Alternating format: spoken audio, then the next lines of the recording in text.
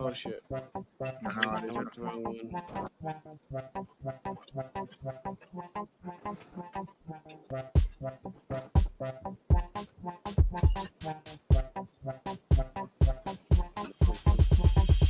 It's bust water, bust through and bust moves. Stay true to kill it to stay smooth. Handsome brothers stay set in the mood, but they wanted funky rhymes from the brother so cool. Trying to check the vibes and set the conversation. The keenest minds to find this observation. I'm on 10 podcast, so dope, now face it. We'll be the first to declare our greatness. Checking out, check out, I'm checking it twice on the weekly. I'm busting, cause busting is life. If you don't know, now you do though. You should peep game, that'd be cool though. Cause your part is crucial, so get on the movement. If you ain't busting, don't know what you doing. Wasting your time and ignoring the truest. Some of the realest, they greatly influence. Kings of Montana creating a movement. Scrapping or rapping or laughing or acting. It really don't matter, cause this is our passion. We busting and trusting, it really is something. When it comes to our family, you know that we love them. That's how we roll. Montana in the house and we taking control. Podcast kings in the place to be. We taking over, just wait and see. Slow down and catch the vibe. Weekly buzz, but we on tonight. No bull stand true and tried. It's bust word, it's ride or die. Slow down and catch the vibe. Weekly buzz, but we on tonight. No bull stand true and tried. It's bust word, it's ride or die.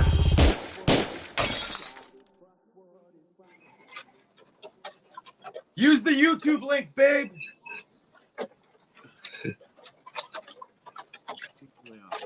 Hello.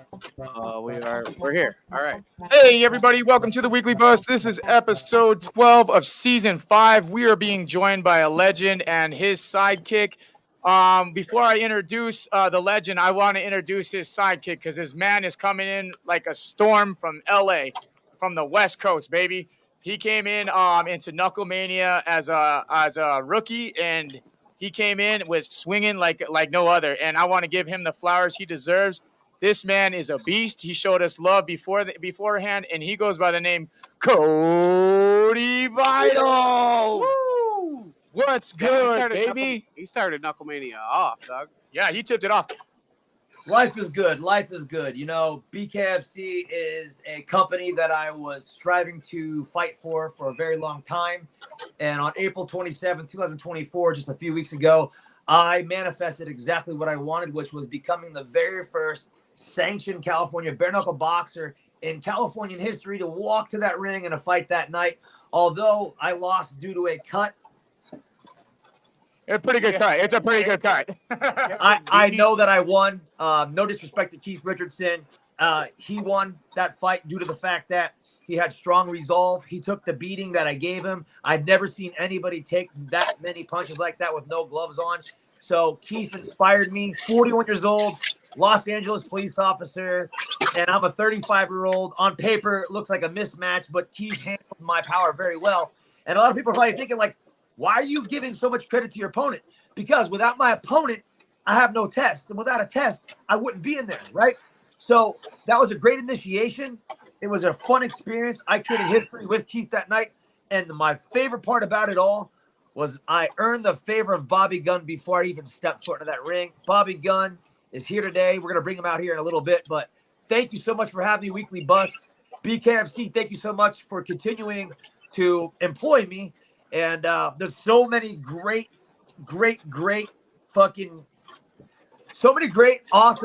gifts coming in the future. I say gifts because when they become unraveled, it's going to be exciting.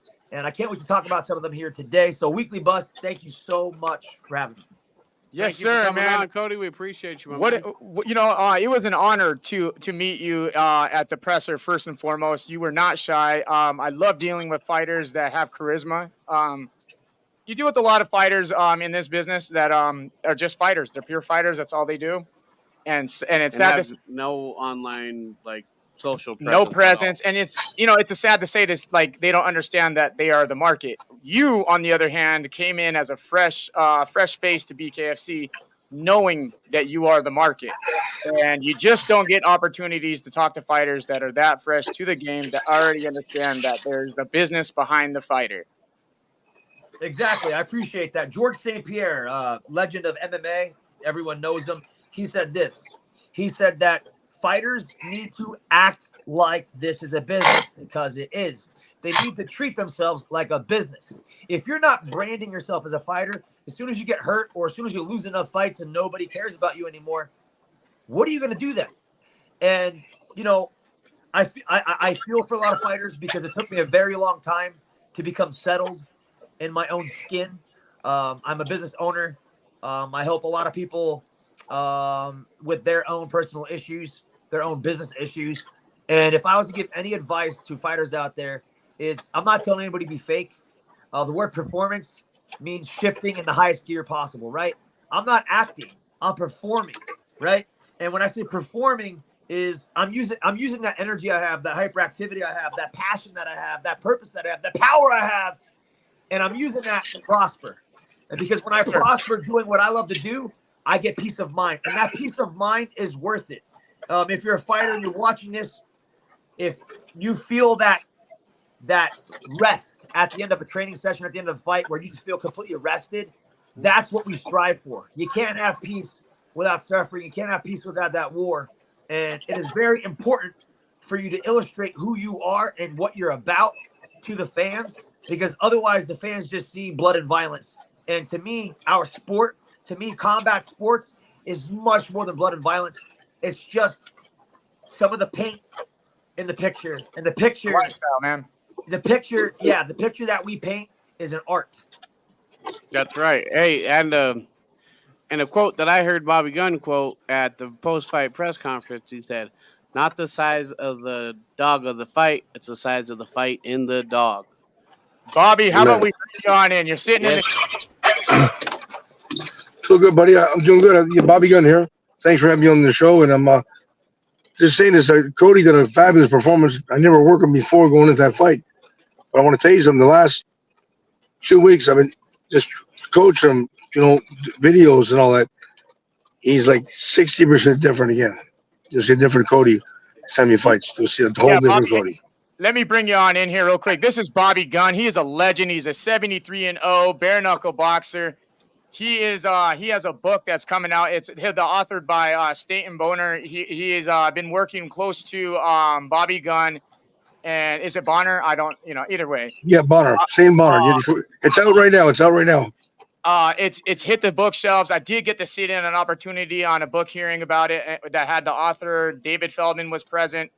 This is Bobby Gunn, the legend, the man, the bare knuckle dude himself, pretty much a face before Lorenzo to the sport of bare knuckle. Thank you, guys. I appreciate it very much. Yep. This business was my family business, going back hundreds of years ago. I'm born and bred into it.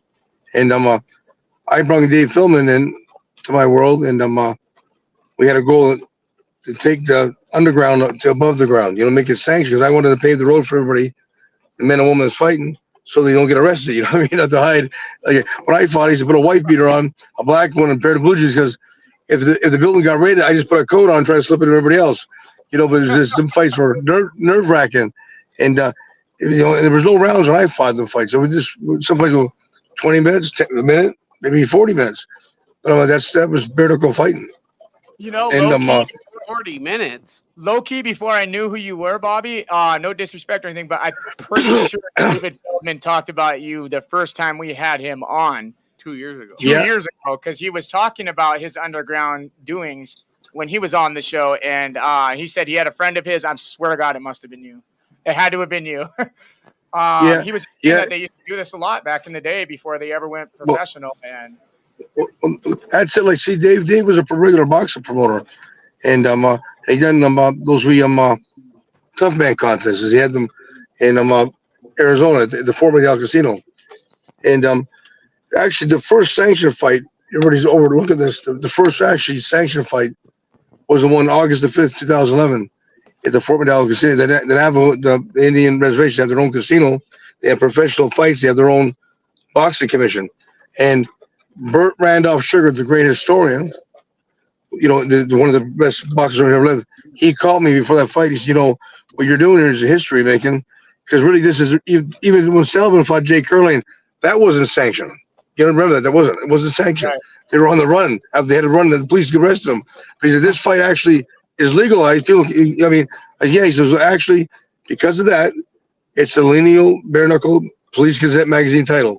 And before Burt Randolph Sugar died, the great historian, he passed it on to Scott Burt in Belfast, who overlooks those things. But that fight there, August 5th, right? I mean, a guy Richie Stewart, who was an underground fighter, had about 25 pro fights. Good kid, tough kid, and that was actually the first start of it all. Me and Dave Philbin had a small internet. Does this come out like it was $9.99, right? Yeah. And it crashed after 50,000 buys. Oh no! It crashed. Yes, it wasn't. It was sick. Then it could have been a big payday, but that was it. Server to collapse. As a God's truth, mama. Yeah, I brought Dave in my world. I showed him underground fights, and you get mixed into it, and he's evolved around me in a lot of fights. I showed him all, a lot of things I know, and we got to go and get a sanction. And oh, go ahead. Yeah, Dave was a big influential character. I mean, he's doing good now, but it all started being him. It was awesome to hear your guys' story and your words in LA. When you guys were telling it, I got to hear David say the things that he was saying about you. I remember sitting there and just thinking, I was like, this is fucking rad, man. I'm like, I feel blessed to sit here and listen to this opportunity because I'm an actual, like, I love this shit. I live for this shit, man. So when I get to hear stories and opportunities like that, it was like a blessing in disguise because we were invited to it by the author. He said, yo, come check this out. You're going to want to. And sure enough, man, I had to leave. I had a Lakers game to catch, but I caught about 40 minutes of it, and it was fucking awesome. Yeah, that was Thank you. What I'm showing Cody, I've been showing him things that he's done a great improvement. Like, I'm 60% better than let's get to that.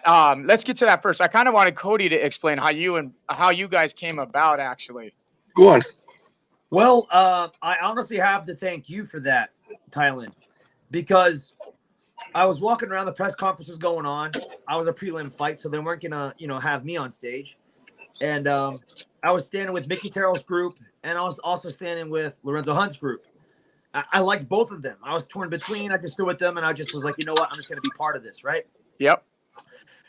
I then walk over to you guys. I see you guys with the video cameras, and I was like, try to get an interview. So I went over there. I got an interview with you. And as I was doing an interview with you, I started talking about my business. Yep. My girlfriend and my roommate who micromanage me because I have ADHD and I'm all over the place, right? They're like, after the interview with you, they said, dude, stop fucking talking about your business. Just focus on fighting. And I said, you know what? I'm going to do that. And right when I did that, I think it was Socia walked up to me and he goes, yo, you're going to be Jack fighting. Brady, what's good, baby? Hello, Jack.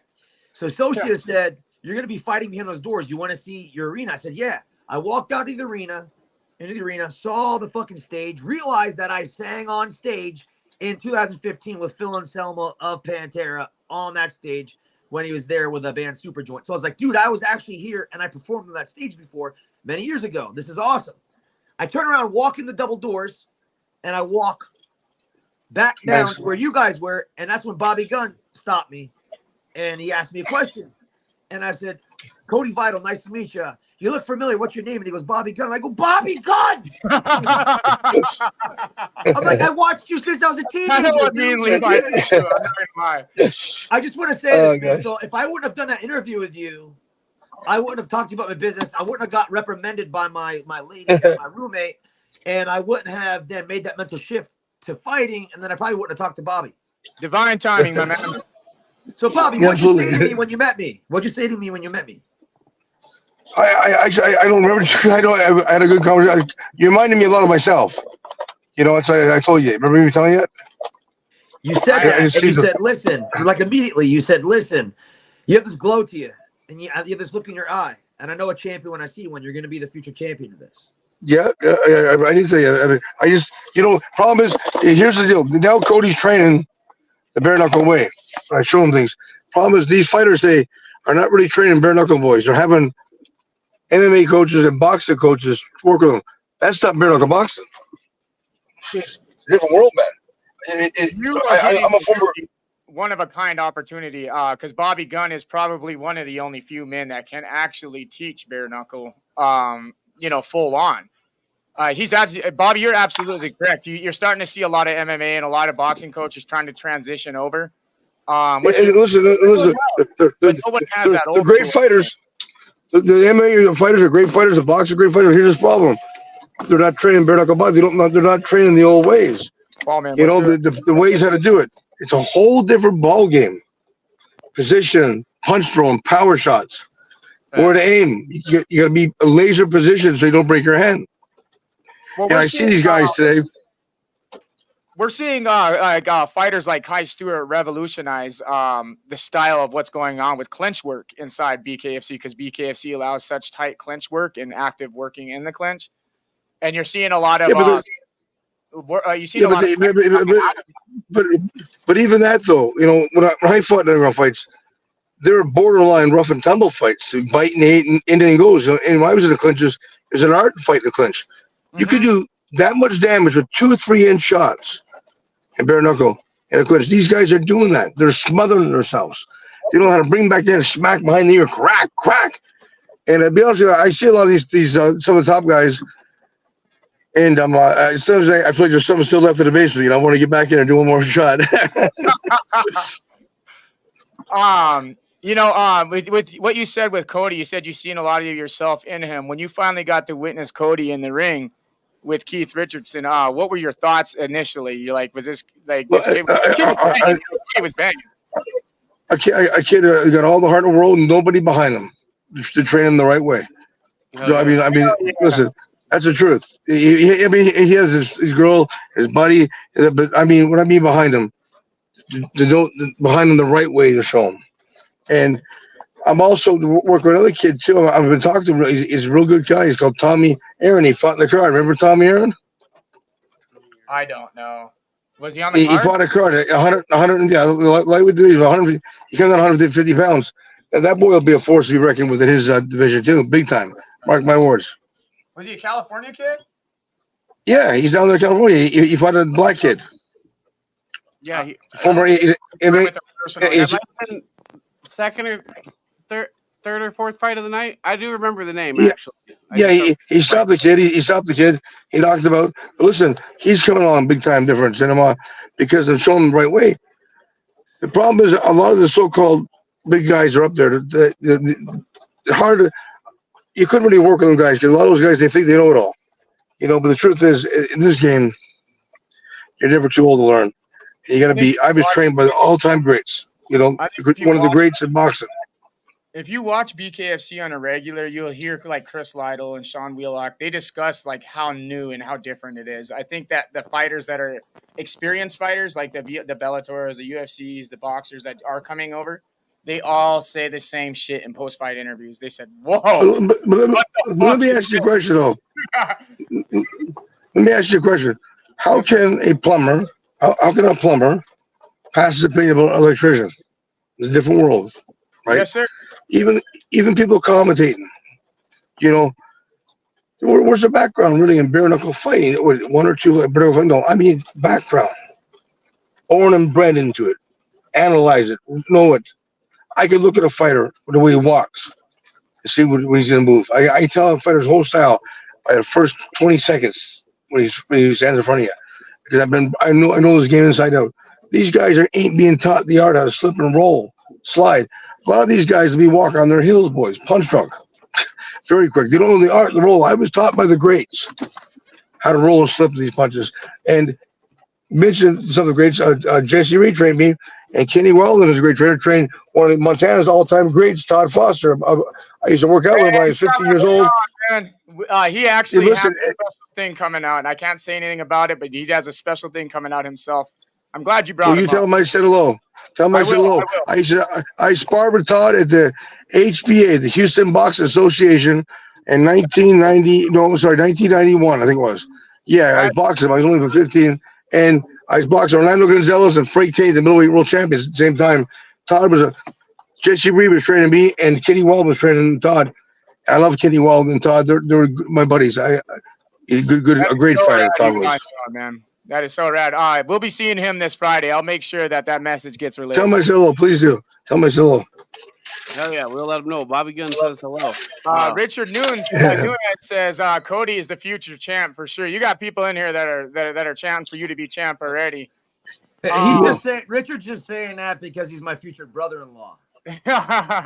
So yeah, right. He's like, Cody, you're the face in here right now.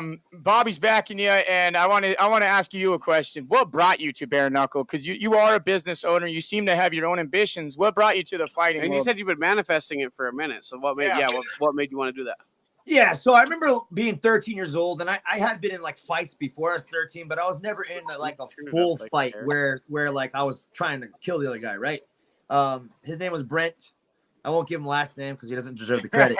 But I rode my bicycle to this place called New Philadelphia. I lived in St. Clair, Pennsylvania at the time. It's probably like a 7-mile ride. I rode my bicycle over there. I was 13 years old. I had like no biceps whatsoever.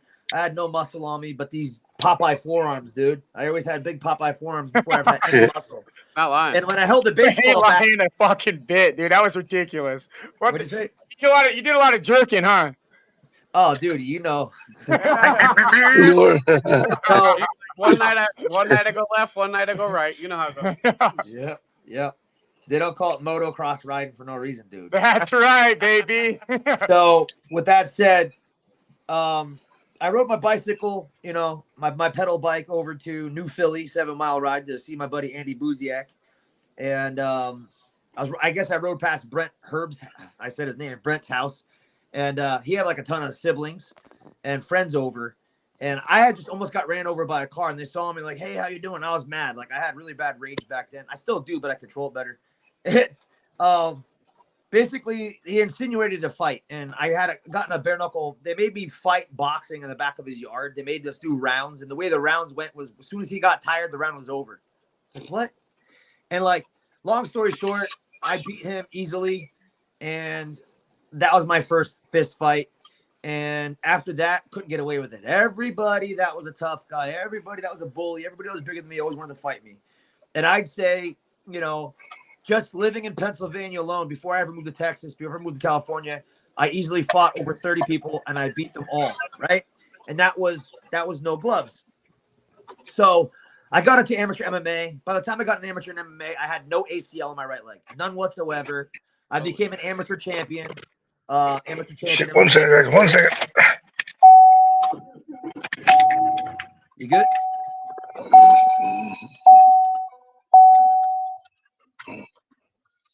One second. If it's his Bluetooth again. You're good, Bobby. Yeah, you're good, Bobby. So basically, I became an amateur champion MMA, and then at that time, I was training with Johnny Hendricks, Kamaru Usman, etc. in Texas. Oh, there we go. You got time with Kamaru Usman? Yeah. Fuck yeah, that's sick, dude. Do you want to hear a story about it? Sure, why not? All right, so I'm a nice The phone guy. didn't work. What's that? I'm a nice guy, and I'm not selfish enough. And when I say selfish, I'm talking about righteous But self. If you an can't individual breathe, with a beast-like nature, that's all good, Bobby. We'll wait. with an unconscionable violence. His radio just starts. It's all good, dude. Such is life, right? So it work. Can you hear me? Yeah, I can hear you. So it was between 2011 2012. I was training with Johnny Yeah, I got Hendricks. on degrees. I lived with Johnny Hendricks' striking coach. His John name was Hendricks? Stephen Wright. Yeah, I lived with Johnny Hendricks' striking coach, Stephen I Wright. can't. My phone's aggravating right What's going on, Bobby? now. The abyss. In chapter 13, he comes up out of the sea, probably meaning he's a Gentile. Everyone watching live, he's doing it One from his second, truck. guys. Give him some grace. Yeah, no worries, bro. Hey, our viewers are used to our shenanigans. Don't worry. Yeah. Everybody take a smoke break, a drink Hey, break. you guys are actually our first episode in 3 weeks, to be More fair. than that. About 4. Because we've been on a major tour. Yeah. Try weekly bust. Yeah. Is that where I can do this? Phone? Bobby, can you hear me? Yeah, we I have a hard time hearing you. My just phone is the Bluetooth one. Can you hear me or no? I can hear Yeah, you. we can hear you you're good. perfect, bro. But Bobby. I can't hear you that good. I'm trying to turn up the speaker here, I guess. Oh, boy. Let me see. I think I found it. One second. Is it there? Yep, you're okay. 1 second. Do it again. 1 second, boys. You handle it. I'm just going to chat real quick. So I got you. One me second. and Levi Come and the on, ready? boys have been fucking on this tour for about 5 weeks. We started off where... Well, me and you started. 1 minute here. Think about one. Oh, yeah, Billings. Yeah. Fusion One here. second. Missoula, Oh, shit. Fusion here, Billings, LA. 1 second. No, Glasgow. Then I just. Amazing. Oh yeah, in Glasgow. Yeah, fuck, man. We've been on this major tour, man. So we've been excited to get back in the studio just to chop it up. You know, this is what we do for a living on the day to day, but we haven't been having no time to actually podcast, and that's what people know us for. Hey, We've been Caleb, on these tours. We appreciate you, brother. Anytime you get in, we appreciate you popping in. Okay. What's this here? Is this beer? We can hear you. Can you hear I us? can't. We're in the That's middle. honestly, I can't hear what you're saying right now. Just take it off. Yeah, your Cody truck. was talking about Kamaru Usman, I think, Yeah, striking coach. and John. Stay right John there. Can you hear us now? I'll try to fucking hear And it. if you're looking to have a permanent record of Chuck Just turn off Schumer, your Bluetooth. Getting has CD every and ready to I don't know be what it is, man. He'll come back on. If he joins back in, we'll add him in. But go ahead, Cody. If He'll you be can back turn on. your iPad sideways too, so we can get you full screen, that'd be cool, man. Okay. The reason why I don't like it sideways. There you go. It's because I like to be on top. Yeah. I'm only saying this because my girl's watching. I heard her Hey, laughing. Christian's a power bottom. Hell yeah. Are you? Swissy is. Swiss definitely is. Hold on. Let me situate this right. I don't like this. I don't like it sideways because now I have to stare here and I can't see you guys. I'm staring at the screen. Whatever. All right. Yep, that sounds good. Cody, back to where you were though, my man. Moved in with the striking coach. Oh, hey, we lost you. We lost you. Your audio's gone. You look good though. You look really good. That was the spot. The lights was great. You looked great, but we lost your audio. Nope. No, Nope. Gosh damn it. it's not me this time. Well, hey boys, what's going on? Well, fuck, man. Hey, how is LA? Shout out to our sponsors for making it happen. Los Angeles, California. Did you guys check out the vlog? If you had not, Levi put out an early vlog that is through the eyes of him. It's his GoPro footage. Oh, he's back. He's chimed in. Can we hear him? Can you hear me? Yeah, baby, you're back. All right. Don't ask me to turn it sideways again. No, we're not doing that again. All right. So, all right. Maybe this is like God's way of saying, don't tell this fucking story. Okay. All right. Number one, I'm a respectful person. And I'm always, and you're not supposed to kiss and tell, right? When it comes to training and whatnot. But Kamaru Usman said something that bothered me. When you there, Bobby? Hear me? I got me back on. You hear me? Okay, boys. You're good. All right. Sorry. So Kamaru Usman, when he was knocked out by what's his face? The guy kicked him in the head. Leon Edwards. Edwards Edwards, kicked in the face, yeah.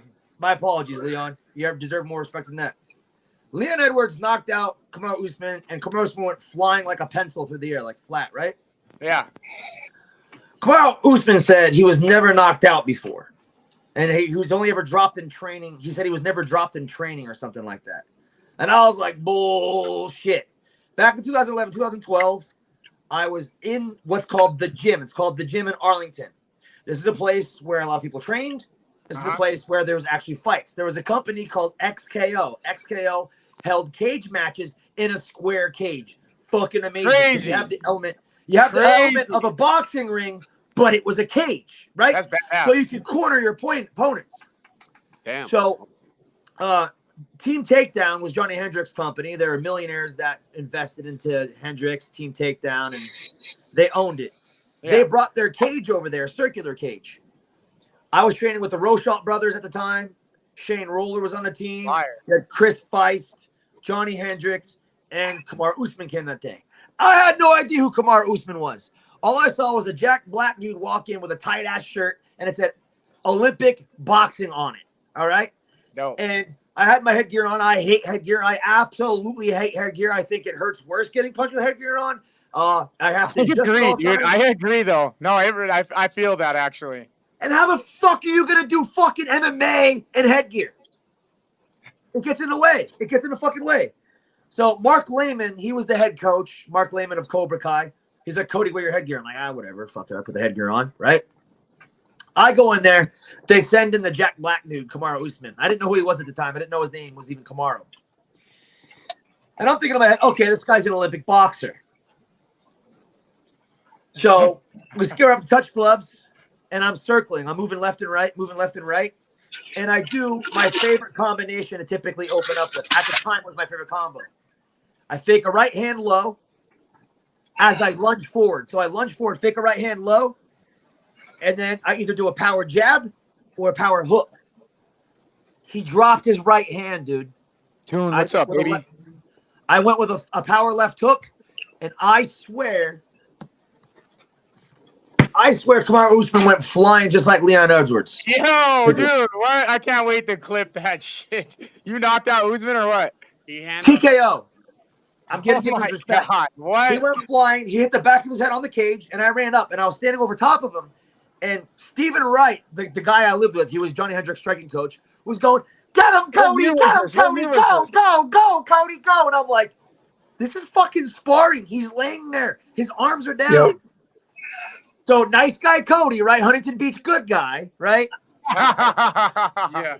Fucking, yo, get up, Kamaru. I didn't know his name at the time. I'm like, hey, get up, right? He gets up, and you can tell he's out of it. Like, he's fucking out of it. This is like 10 seconds after laying on the ground. And I walk up to him, I touch gloves, I said, "You're good?" He's like, yeah. And he did not look good. So I just start tapping him lightly in the ribs. Like, literally just tapping him lightly. I'm shoulder to shoulder with him. And I'm looking at him in his eyes, and he gets this fucking crazy look, dude. And I was like, and as soon as I caught on to this crazy look, he lateral drops me. A wrestling move. Lateral drops me. I go flying over his head, hit the ground. I'm on all fours. He's behind me. I swear, bro. He's got his knee in my spine, and he's got my headgear in his hand, in his glove, like this. Oh, shit. And the headgear's like this, bro. The headgear's like this. And I'm going, yo, what the fuck, dude? He's beating the fucking shit out of me. The headgear's blinding me. It's choking me. His knees in my spine. He straddled me like a fucking horse, pounded my head in. And I ripped the headgear off. Where's your coach at yelling now, dog? I ripped the headgear off. I get up and I'm fucking mad. And Mark Lehman's like, "Cody, put the headgear back on." I go, "No, fuck the headgear. You know I hate it." He goes, "Put it back on. You're not sparring anymore." I'm like, "I'm not putting it back on." He was just choking me with it. And they go, "Cody, get out of the cage." So that was my story about how I TKO'd Kamaru Usman. Hey, Kamaru, you know it's true. I know you're Muslim. I have respect for Muslims. But if you can swear in the Quran, I can swear in the Bible, bro. It happened. I dropped your ass. You were out. Yo, dude, I cannot wait to clip that story, dude. That's legit That as is a good fuck, one. dude. Good man, Cody. Pretty Swiss, you could if you got on YouTube real quick. So how did I get into fighting? You can go to YouTube So and create it. that's how you got into fighting. No, I got into bare knuckle because bare knuckle is the purest fucking form of combat. That is my and I'm saying this on absolute air point. right here, right now. Not only will I become the bare knuckle BKFC fucking boxing champion, but I'm going to be the first fighter in history to simultaneously hold a bare knuckle MMA championship at the same time. I'll talk Feldman and I'll talk to anybody else I need to talk to get that happen. So that's my goal. And before I'm 40 years old, I will achieve it. And that's the bottom line. There you go. Because You're Bobby gonna Gunn get said it. so. No, See, a bare knuckle fighting championship. You know that it started as BKF bare knuckle fighting, and then Dave changed the C behind it. And we go back. My God, man, that goes back to 2010. We incorporated that back then at Scottish. But you know, bare knuckle is really going good now. You got in England, you got BKB over there doing great. You got BYB, Mike Vasquez is doing great. That triangle ring, I mean, that's pretty cool. I love it. A lot of the sport is doing good. A lot of guys are trying to make it, instead of condemning and putting it down, they're going with it. But I'll tell you what I will tell you, the best open arms I got when I started this, it's really coming out. Like, I was the first person to ever have 60-minute sports. I had it on Bareknuckle Boxing, HBO, ESPN, TSA Canada. I had all major networks for underground fights covering me because I needed that to make the sport legit. You understand? Use the publicity. I was very close at that time trying to fight Kimbo Slice, and God rest his soul. You know, he passed on. Imagine if that would have fucking happened, Bobby. Oh my God. It was close, man. Yeah, it was close. It was close. I mean, it was. He agreed to it. He agreed to it. And his manager, Icy Mike's a great guy. We're going to make it happen. But Kimbo passed away. I went to the funeral, paid my respects. But what I'm saying, you know, the most open arms that I got of all sports was the MMA community. You know, they welcomed me in way more nicer than the boxing community was. See, the boxing community, the commissioners, ABC didn't like it because at the time they wanted their finger in the pie, which Dave ended up letting them have their finger in the pie, and he modified it, made rules and all that. But see these rules, like wrapping your wrist, that don't do nothing. That makes the commissioner look happy. You know, the ABC. I mean, all bare knuckle fighting means bare fist. Look up the dictionary of that. Bare knuckle fight means bare naked hand. There's nothing on it, no wraps, no bandages. Bare knuckle, you know, and that's what listen, these guys don't even know how to straighten their hands. The back of my hands, I used to smash on wood and cement because you catch bare knuckle shots in your hands. Bing, bing. You don't see that today. You see modern fighters such as I'm just gonna throw him out there. Brian Duran is an active knuckle wearer down there. You see him breaking nerves all the time. He's punching concrete, punching wood, punching just random shit. He's always breaking nerves in his hand because he's in a full belief that he has the power to knock people out with his hands, and that's just and he has. You know, he's proven that several times over. He's getting ready to fight our good friend Kai Stewart, and I think he's, in my opinion, about to get torched. I don't even know these guys. I really don't follow the boxing or bare knuckle much anymore. I know some of the good big fighters like Lorenzo Hunt and Mike Perry. They're nice fellas. Lorenzo's a real nice fella. I met him, and I think what makes the sport problem is okay. These guys are not going in there in the art, and they're making it very difficult on themselves. They're getting a lot of injuries. I'm telling you, if they really knew the way how to do it, the proper way how to train and how to fight this sport, they would last a lot longer, and it'd be a lot more better for themselves physically, mentally. Because a lot of these guys are fighting. Listen, Rock'em Sock'em Robots looks good. Okay, remember the fans are happy, but what happens to those man and women when they have to go home to their family? Right. No one's thinking about that. See, in boxing, MMA, there's about 26 fighters that die every year. Look up the statistics. In bare knuckle history, I believe there's only 2 that's ever passed away that we know of. And I don't know of any in modern. I don't know. It's way safer. I don't know of any modern deaths from bare knuckle, but I do know of modern deaths from boxing 100%. I see them every year. Absolutely, and the problem is that the guys are putting on good shows. They think there's good fights. All they're doing is burning themselves out. I mean, listen. The game's an art. You know, listen. A swimmer's gonna get wet. A fighter, you're gonna get your nose busted. You're gonna bleed. It's inevitable. It's gonna happen to you. But try to do it and roll with it and slide with it the right way. Because if you don't, the way they're fighting, it pays dividends. Guaranteed to be walking on their heels. Pugilistic syndrome, and that's again, that's something to be really. You have to understand. That's when you set a fight, pro fighter. Pro boxing, or I guess is bare knuckle pro now. I don't know, but in the contracts of pro boxing, it says the fighter waives the right to sue the promoter if he dies tonight. See that's a death contract. Sure, I fought 6 world champions. I'm a former cruiserweight world champion myself. I was the only bare knuckle fighter in history to be boxing champion and bare knuckle champion. See, Sullivan never won the boxing title. You know, he won. He fought for it, but he never won. He fought James Corbett. Corbett beat him. But he was a bare knuckle champ, Sullivan. But listen, I got to see 2 worlds, and I was taught by the greats. But for me, bare knuckle boxing, I suited better because I wasn't fighting the referee, the judges. You know, bare knuckle boxing was way more fair and more. It was fair play. One of the best little referees. Shoot. As far as you're one of the very, very few veterans of bare knuckle, like you were saying, and you got the best of both worlds. What are you seeing that you're really, really loving about bare knuckle, especially BKFC in general as an organization and what they're doing and how they're operating their bare knuckle business? Well, listen, they're doing good. He signed Conor McGregor right now. He says the company's worth $400 million now. Is it? I think it is. Yep, that's what their quote is right now. It's really as long as they do good, they stick beside the guys that were with them all the way and treat the fighters right. That's all it counts. You got to treat the fighters right, and I'll make sure. What I mean by right, not a big paycheck. Treat them right by giving you respect. So David added a new award, and it's not a good award. It's to shitty fighters who want to quit because we've been seeing and I'm not discrediting anyone. No, I'm not the one getting punched in the fucking face, but. When a fan looks like you're sitting there and it looks like a man quits in front of you, man. David's been picking it up. The fans have been picking it up, and he put out a new award, the Quitter Award of the night. What are you guys' thoughts on it? I don't know. Me personally, I don't really like that. I think Dave should do that. You know, because how do you know if a man has he has eye socket busted, extreme pain? See, listen, you don't know these men or women the pain they got. You know, it's easy to judge somebody, guys. Yep. Right?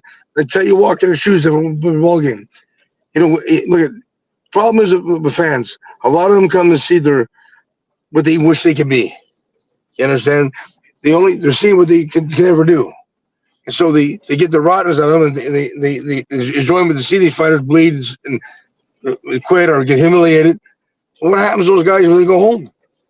See, nobody talks about that. You have to worry about these guys. But Dave, I don't like that word. See, you shouldn't do that. Any man and woman gets that ring of fights, take your hat off to them, and God bless them, because their life is on the line.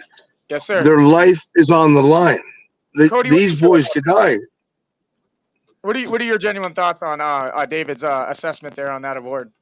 So I align with what Bobby's saying. However, I think that it was a smart business move for Dave, because with BKFC growing, with acquiring the Conor McGregor, and knowing that most people are, look, in my practice hypnotherapy, I work on individuals to help them become the best versions of themselves. There was an article that Dave just came out with in Rolling Stone where Dave was going through therapy. That was a good article.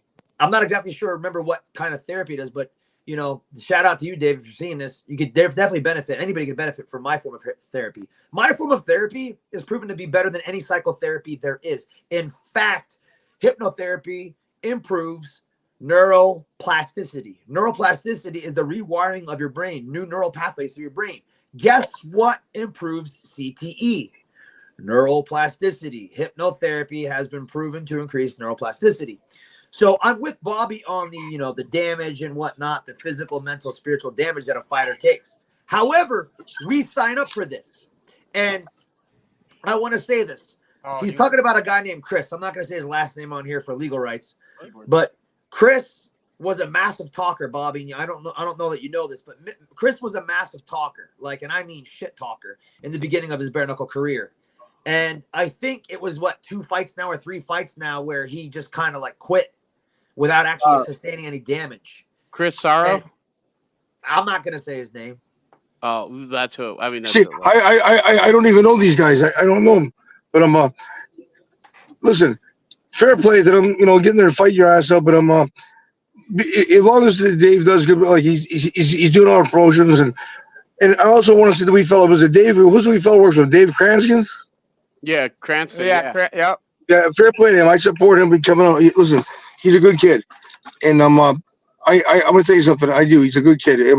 All those guys are doing good. They're working hard. Great show. Wasn't that a nice show? But there's a lot of nice shows in the country, and you got to go there for the right reasons. See, I'm all for the business part of it, but it's not really bare knuckle boxing. The real bare knuckle boxing, the world where I come from, is a whole different world. This is again, it is a domestic. Well, it's sanctioned version. It's sanctioned bare knuckle now. Yeah, it's a domestic version. The real wild world was the Wild West, buddy. I think that's where David comes from. He's so used to seeing that old school, that wild behavior, and now when he's getting into these sanctioned fights, or sanctioned fights, you're getting to see, you're taking a gamble on some of these brawlers that are they're saying they're brawlers, and then when they step into the professional stage, they are not, The problem is the wrestlers, the MMA guys, they're too squared up. They walk like they're on train tracks. And that if they got in front of a real bare knuckle fighter, they would. See what? Here's what happens. I'm not mentioning names, but some of the big time guys I did see. And I'm an old man, 51 years old. I swear to God, 2 rounds I had to split, bleed like a pig, and then I drop the hammer on them because they're so easy for it. The jab alone would destroy the. Oh no! You got cut off again. You had something to chime in though on that topic.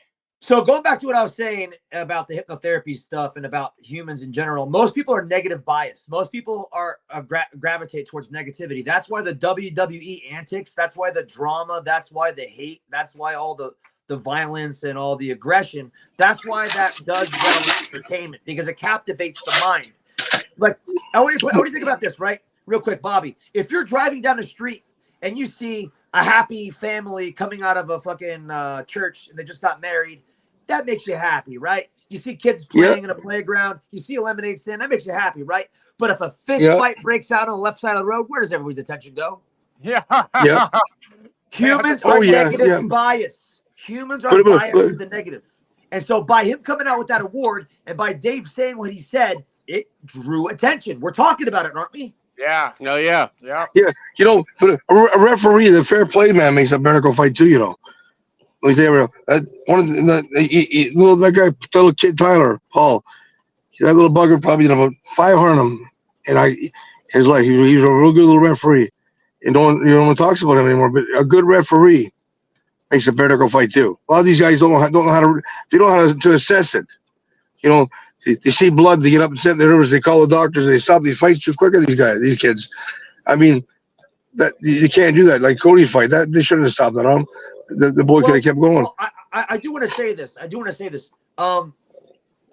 You're not supposed to break up the fighters in BKFC unless there's two arms being hugged. And there was a couple times where I was working on him and we got separated. And that's no disrespect to anybody because at the end of the day, it's still in my control to win the fight. But I do want to say this, man. Bobby's mentioning the proper way of fighting. It's an art. It's not a fight. It's an art. If you watch Bobby's fights, okay, he's like this. He'll either be here or he'll be here, okay? And he's real relaxed. And he's moving. And then he's just Dude, I like what Bobby keeps saying as far as bare knuckles the most fair fucking sport. I agree with that. I always I want to reiterate that because I don't know how you felt coming in or out of that loss that you taken, but the way I want to say this on record, and we've said it before, a loss in bare knuckle is not the same as a loss in fucking boxing or MMA because it's so easy to catch a loss due to a cut, due to a doctor stoppage, due to some, you know. And it's not because you're knocked out or anything like that. You were still ready to go. You know what I mean? See that you're saying right now, right? There's a flip side to that. I got to be honest with you. You're right. See, in MMA, losses ain't like boxing. Boxing, you get one or two. They say it's bad things with you. Yeah, you take a loss in boxing, your value halves. Yeah, but here's the story though. In reality, you know, to beat me, you got to fucking kill me. That's my attitude. You know, I fought world champions and Roy Jones. They saw me cut my nose. I cut my nose. You think I give a fuck about cutting my nose? I would get my nose ripped off. That's bullshit. So how I look at it, a loss like a cut he had Cody, that ain't a loss. That's bull. I don't even look at that. You know, I don't look at that. But these guys, I respected my record big time, and I mean a lot to me. And I had a lot more fights than they say I had. You understand? That really ain't a lot of fights considering how long I was fighting. You see, how could you have many fights? How's that really a lot of fights? 20-something years of fighting in bare knuckle. Right. That ain't a lot of fights. That's only 5 a year. You understand? But again, but I had a lot of fights, a lot of they count in there. But fear no man. Fighting Frank Smalls was a gypsy, English gypsy over here in America. He's one of the best, and he died, Uncle Frank, and he's a good man. And they call him Fighting Frank Smalls. He had a saying, "Fear no man, but respect every man." Anybody has got a pulse. It can be a dangerous in front of you. So you know, each fight you take it like you know this. Could be your last fight. You got to go, but do it right. And see, I see these kids fight today. I would take my head, and I would actually break their hands. That's how the stupid they're throwing punches. These guys don't know how to do it anymore. Hey. So I want to read this comment out real quick. Sean Epson says, Bobby Gunn is the man. Good job, boys. Cody, we're looking forward to your next fight. My son, Ryan Epson, our boy, the Electric City Strangler from Great Falls, Montana, has been begging for another fight in the BKFC for almost a year and can't get an opponent. So what we're trying to do here is let the world know, Ryan, the Electric City Strangler, Ibsen is looking for an opponent. Nate Shook, I know you watched the show, man. Get our fucking boy a fight, man. He's too small to fight Cody. I know Cody would take it. Nate Shooker. Yeah, he's a good old guy, Nate. I know Nate Shooker. Oh, we love Nate, man. I love Nate, man. He sends me a lot of private messages and keeps my spirits up. I love Nate Shook, man. He's a good guy.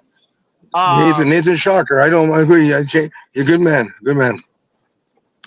Cody, I want to get back to your story here a little bit because we are coming up on an hour, but it doesn't mean we got to end because I know we have a lot to get in here. I want to get back to you and your story, how you got into bare knuckle, who was your connection, why BKFC in general, and using your career as an influence. Why fighting in general when you seem to be using a platform to push positivity and shit like that? And some people look at fighting as a negative thing. It was just kind of my curiosity. But also, I just wanted to add on to that. Were you waiting for California, or did you just happen to choose to get into bare knuckle right before California? Yeah, no, I was bugging Nate for years. I remember I was supposed to fight for Nate and Dave Feldman back when they had an MMA promotion in Philadelphia. I was training with Carmelo Marrero out of ATT Allentown, and my grandfather died at the time. And Carmelo was like not having it. He was like, I don't give a fuck who dies in your family. You should still be training. And I don't know. He and I kind of went separate ways, and he said no to the fight. He told me no to the fight. So, but I've been talking to Feldman a little bit, but mainly Shook for over 10 years. I've been asking Dave Feldman to get bare knuckle MMA going for well over 8 years, 9 years, maybe. I have the DMs to prove it on Facebook Messenger. And Feldman said, yeah, we're working on the bare knuckle MMA. I come from watching Pride fighting championships. I come from watching Valet. We had a legend on from Pride. I got to shout him out. Shout out to Ken Shamrock. Thank you for coming on the show. We have nothing but love for you, man. Ken Shamrock is the guy that got me into MMA. Ken Shamrock. Yeah, Ken's a good guy, man. I was a massive. Hello, Ken. He's a stud, man. I love Ken too, man. Good dude. I was a massive WWF fan as a kid, and when I found out the UFC MMA, oh man, that changed everything for me. And then from Ken Shamrock, I discovered Fedor Emelianenko.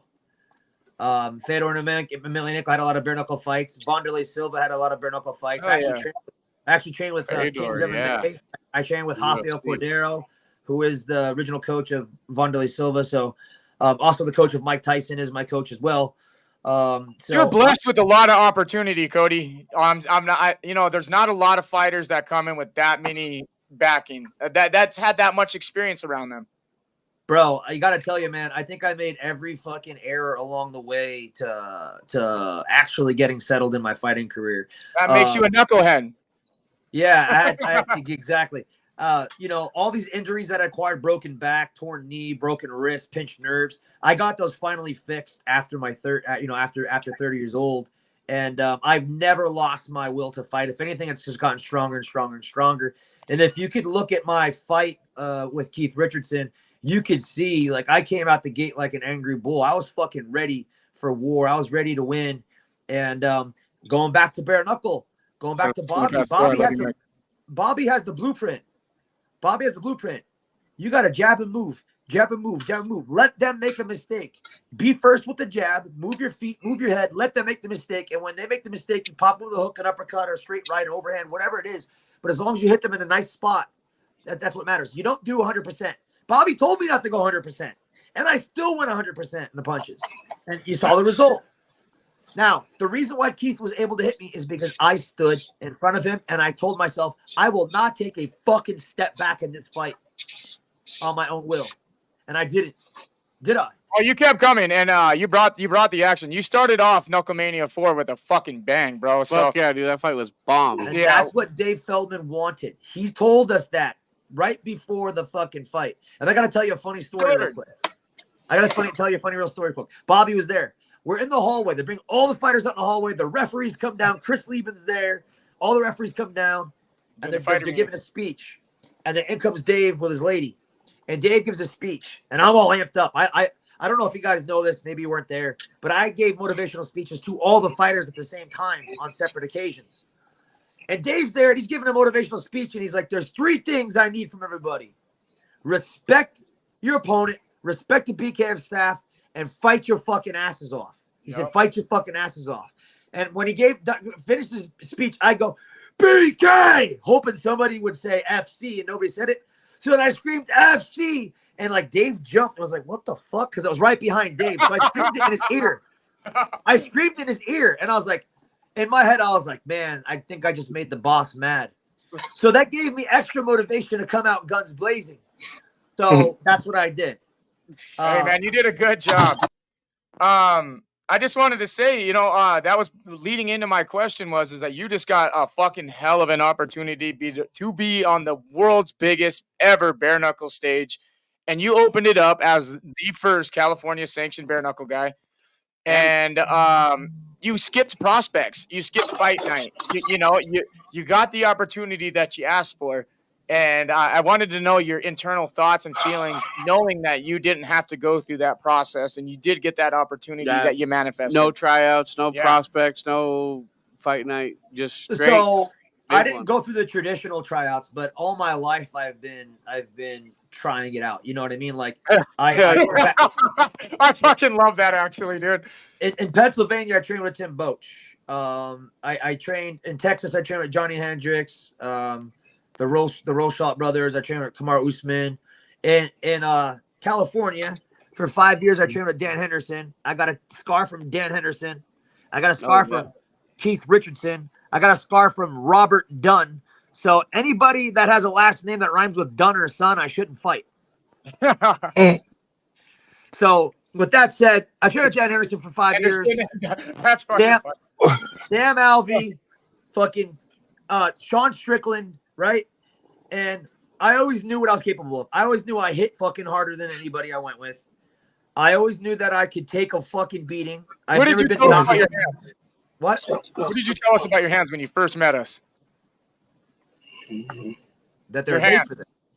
No. What did you say about him? You said I have the what? The second biggest hands in BKFC history. Well, not in history, but there at the measurements. The only person with a bigger fist than me, was Ben Rothwell. Yeah. He said the only person that was bigger was Ben. Holy shit. Yeah, dude, when I shook his fucking hand, it was like shaking a fucking meat patty, bro. Fucking huge, dude. So you're asking like a Mondo burger. So you're asking me like how did I, what is my thoughts about skipping the line? I don't think I skipped the line. If anything, I feel like I've been in a slingshot my whole life, ready to get fucking exploded. You know what I mean? Like I'm ready to go. How do you determine a Bareknuckle Fighter in tryouts? I don't understand. What are they doing? Oh, they have tryouts. They have fucking. How do you determine a Bareknuckle Fighter? You know what I mean? I don't know. What are you just trying to say? A kid has a little experience. He's tough. Is that what they're doing? I don't know. I haven't been to a tryout yet. And that's a question we got to tell you what they do. Because Nelson is the one that's fucking determining who he wants after tryouts and prospects, right? Yeah. They do pad work. Good guy, they Nelson. do pad work and shadow boxing. Okay. Nelson's a fucking man, too. We love Nelson also. I think they need to add in clinch work if they don't already have it. They need to add in a lot. Yeah. At the tryouts? Yeah, they should see how light you punch, actually, because lighter is better. You shouldn't hit hard. It's only combat sport where you can't spar, right? Bare knuckles. You got when you do, you got to do. So there is no fire no way, man. You learn on the job, right? Yeah, I guess. Well, hey, Bobby, it's you can go to Canada with your license and test out a few Joe Monglers, though. Oh yeah. Inside my God. Bobby, tell us the Joe Mongler story. Tell us the story. Oh God, I can't. No, I can't. Listen, when you tried to poison. Listen, I gotta get going, so I want to ask you a quick question before I go. Ken Shamrock, is he on? He isn't on that I know of right now. He might tune in later. So if he watches, he's gonna okay. Just give my respect to someone sitting look at him. Haven't seen in a while. And Valor, is he have any more shows coming on? Or they are putting on Valor's next show is getting put together. Yes. Is Ken still fighting? Is he in good shape? What's he doing? He's the owner. He's just the promoter now. As far as I understand, we kind of asked him if he was going to jump into it. He didn't really give us a yes or a no, but he kind of said that you know him, bro. I mean, I don't know. Listen, we're gunslingers. We don't retire. We just die one day. But listen, I got to get going. Okay, Bobby. Thank you for coming on, man. God bless you for having me on. And Cody, go ahead and do what you do. Look, Cody's doing great right now. Cody's an all-around guy. The fighter, the entertainer. I love him. But I want to say something, Cody. My boys, you don't understand. I'm telling you, 60% difference since his last fight. Body shift and rotation. And I just started him. The boys are going, and so is that boy Tom here. A whole different way of training. I've been telling him how to do it, and it's working. See, listen, boys. There's a song called "I'm a Man You Don't Meet Every Day." It says, "Fill up your glasses to brandy and wine, whatever the price is, I'll pay. For be easy and free when you're drinking me. For I'm a man you don't meet every day." And there's only one Bobby Gunn, boys. And God bless you. And listen, may you have a blessed year come out. Thank you for having me on the show. I'll see you soon, boys. Call me later on, Cody. Yeah. I'll call you later Keep on. my fighter. I'll see my champion. I'll see you later on. Love you, Take Dad. Thanks. With Bobby calls me his son. I call him Dad. So That's funny. hey, we call people dad and son all the time too. It's a constant thing over here, man. all right, so ask away. Ask away. I got lots of ammo in these clips. Well, yeah, right. Well, this question was for Bobby, but We missed him. Sorry, I could Sean. probably answer this for you. I had to know he leave, said so. Before we get over to you, Cody, I'll I let you do read want it. to highlight his book, especially. I tried to do it while he was on the horn. Make sure you guys, if you guys are really interested in learning about Bobby, he does have a new book out. It's written by Staten Bonner. Was it Bonner? Bonner, and they have a film being made. It's a very detailed book about his life experience and what led in his lifestyle and what brought him into bare knuckle and his career throughout that. It's one hell of a story. Like I said before, I got to sit in and listen to how they wrote the book together in LA. It was a fucking cool story to witness, to even hear, to get to even chime in on. The president, David Feldman, was in on it, and he was also chiming in on his experience with Bobby Gunn. It's like I said, it's worth the read. Check it out. You can probably get it at Barnes & Noble, I'm not sure, or Amazon. I'm sure wherever fucking you can find a book. It is dope, and it's worth it. It's a nice hardcover book. It's worth the read. Check it out. You too can get one now. Bobby Gunn. Bare knuckle of Bobby Gunn. Back to 73 Cody, though. though, man. Back to Cody. Let me answer Sean's question. Yeah. So right here is the formula Bobby Gunn actually made for me for what you're asking for. Okay. I can't tell you the ingredients yet, but you can personally message me. Bobby told me not to tell anybody what's in here. That's called that special hand juice. That's not Michael Jordan sauce that he used in Space Jam. So anyway, right off the anyway, you put it on, rub it in. I don't know if you want to put this one on your face though. You burn the shit out of your eyes. But yeah, there's a lot that I'd want to talk about, a lot of questions I want to answer. But I do want to say this because I keep trying to say this. Bare knuckle is like rugby. Boxing is like NFL. Do you guys know why? No, tell us. Let's hear it. In the NFL, you're wearing all kinds of pads, all kinds of protection. So, of course, you could hit somebody at full speed. In rugby, you're not going to run at full speed and fucking collide with somebody because you're going to get fucking hurt, right? I learned that lesson in my first bare knuckle fight. You can't go full speed with no protection on. It's not about hitting a guy and trying to knock him out. It's about hurting him. It's about cutting him. Hurt him and cut him. Hit the guy so much in the sweet spots to where now he's like, I can't fight anymore. The pain's too much, right? I was hitting Keith on the fucking side of his head. You were smacking Keith. I got it, because I'm not going to take anything from Keith's win, but I was biased going into this fight due to the fact that I had some personal time with you. I was cheering for you. I told you face to face when I met you that I vibed with you. And I came back from the pisser and you guys were in deep. We were fucking vibing, dude. I told him I was busy. I didn't have a whole lot of time with him, but the time I did have with him, I super enjoyed. And but dude, you were smacking the fuck out of Keith, dude. I didn't know how he was still standing after a few of them, man. He was just tougher than fuck, dude. Had like a cocoa nut. Yep. But the reason why I bring this up, guys, is do you remember the punch I dropped him with? I have a hard time recalling the entire fight, to be honest with you. We just got done with like 60 fights. So many shots I hit him with, I had like at least a foot or two to collide with, right? The one punch I dropped him with was this much. Was an uppercut from here. Just like Bobby was saying, you can do so much damage in that 2 to 3 range, man. Those inches matter, man. Hey, man, the past is the past, but I tell you what, look out for the 1-inch punch. Look out for it. Go, Bruce Lee, it's coming. Oh yeah. Shout out to the Dragon, man. That's right. And shout So, out to Flaming Dragon. all right, what questions do y'all have? Come on. So shoot. the question I got for you, what's your story, Cody? We never got your story. Where are you from? You sound like you bounced all over the United States. Who the fuck is Cody Vidal? Cody Vidal is just the name.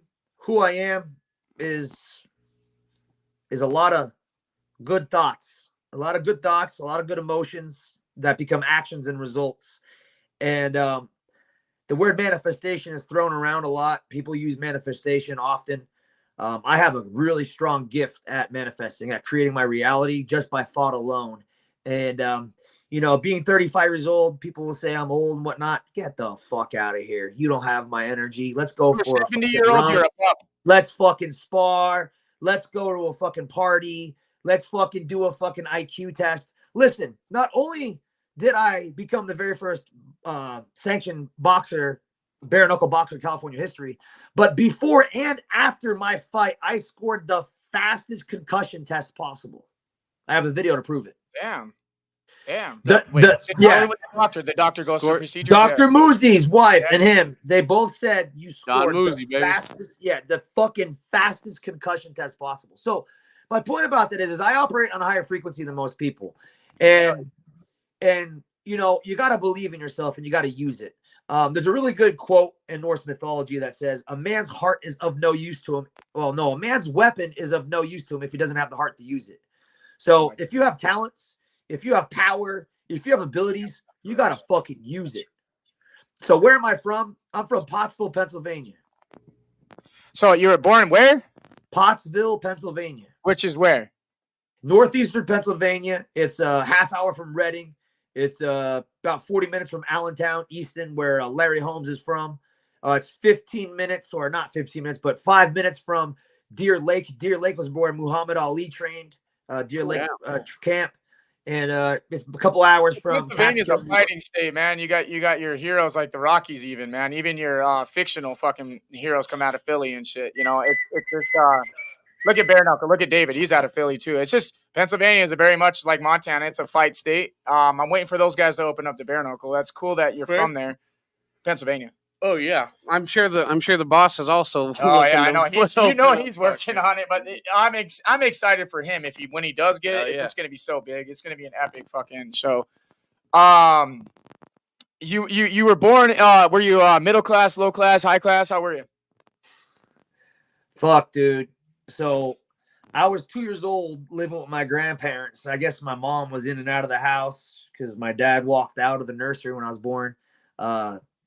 And said I was not his kid because I had dark hair. My dad had blonde hair. So I experienced racism or discrimination the day I was born. He was wrong. I was definitely his kid. And so 3 days later, my mom found him in an apartment, balls deep in my brother's mom. My dad was working on a second kid after claiming I wasn't his.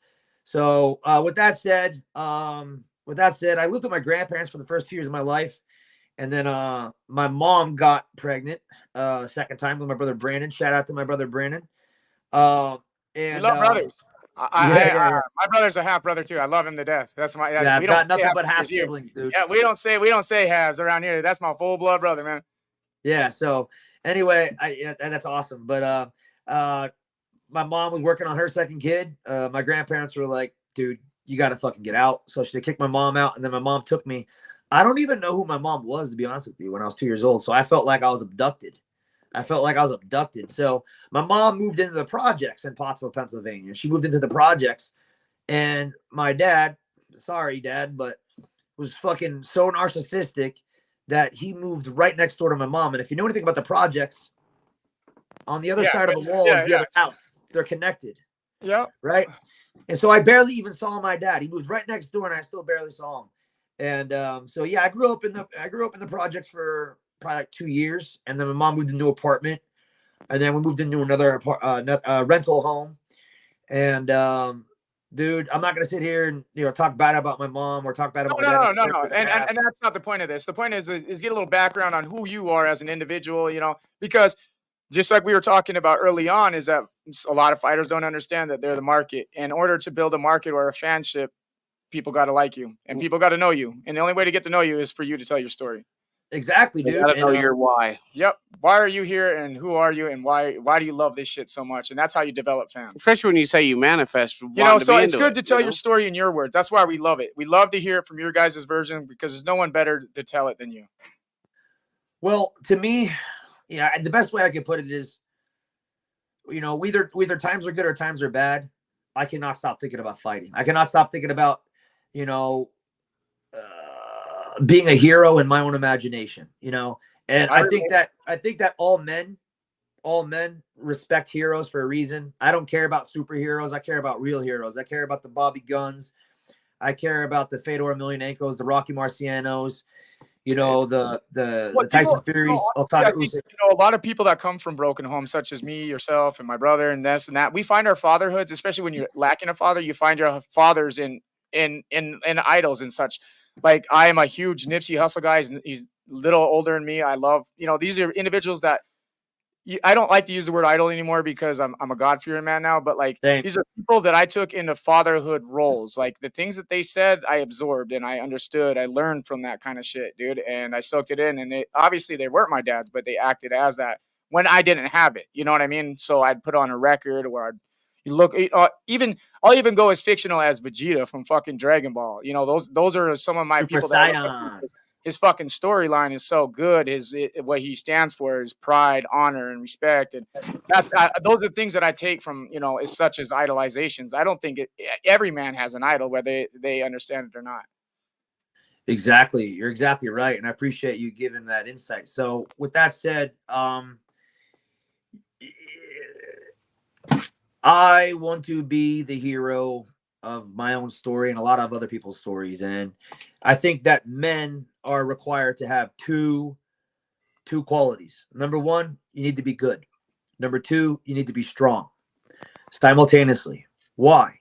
If you're good but you're weak, evil will prevail. If you're evil but strong, you're strong for all the right reasons. And if you've ever seen a negative ruler who was a tyrant, eventually the people came together and crushed that ruler. Facts. And so society needs good men and strong men.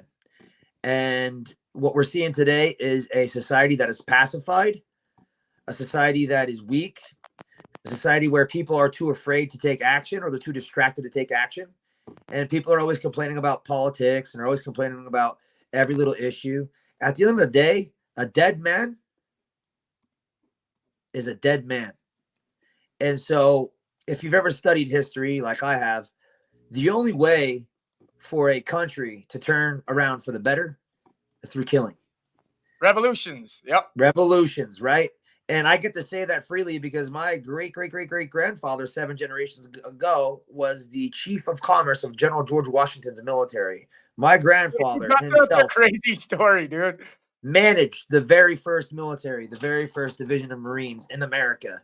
And so war is definitely in my veins. And I'll say this, man, I cannot stop thinking about fighting. Everywhere I go, everything I do, it's like a tick. It's like autism. It's like fucking Tourette's. I'm always shadowboxing, right? I'm always winning in my mind. And so, look, I know I have all the qualities to make a champion. And at the end of the day, it doesn't matter about your physical qualities so much as it matters about what you do with it. And cardio, flexibility, mobility, durability, all of that is going to factor into the win. But I think the most important aspect, about winning as a champion is your spirituality. It's your awareness. It's your consciousness. It's have you been watching the comments by chance? You got people in the comments trying to our mom is speaking about energy and frequency, and she's loving this conversation, by the way.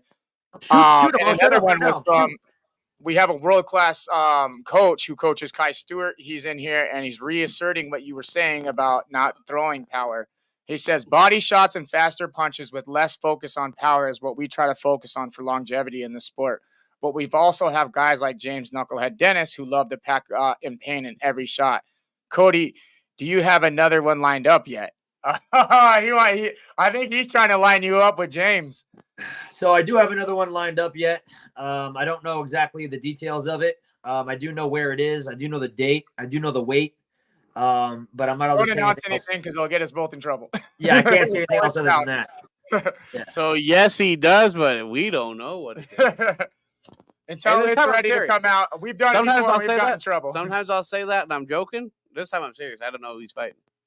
Yeah, we do. In public, we I have don't to know keep anything. it quiet sometimes for so long because we get a lot of insider information. But if we slip up and fuck it up, I mean, we get our ass chewed by fucking the bosses. I guess we'll start here.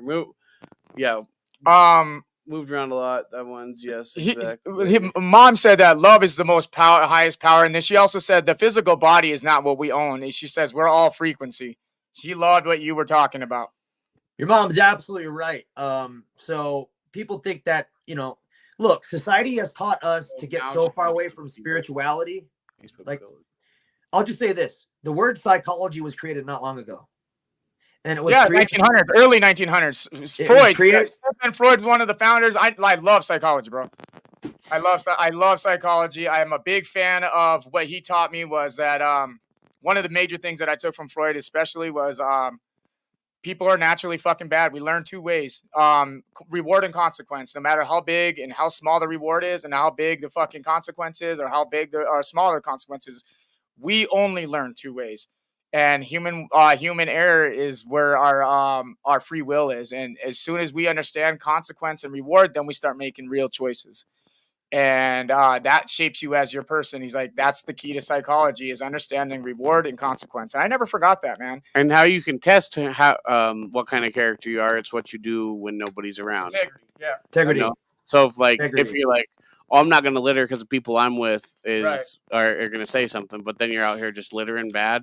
Well, that's where your reward and really consequences come into play, And is it rewardful or beneficial, or is there a consequence involved, And here's my integrity. Here's my integrity right here.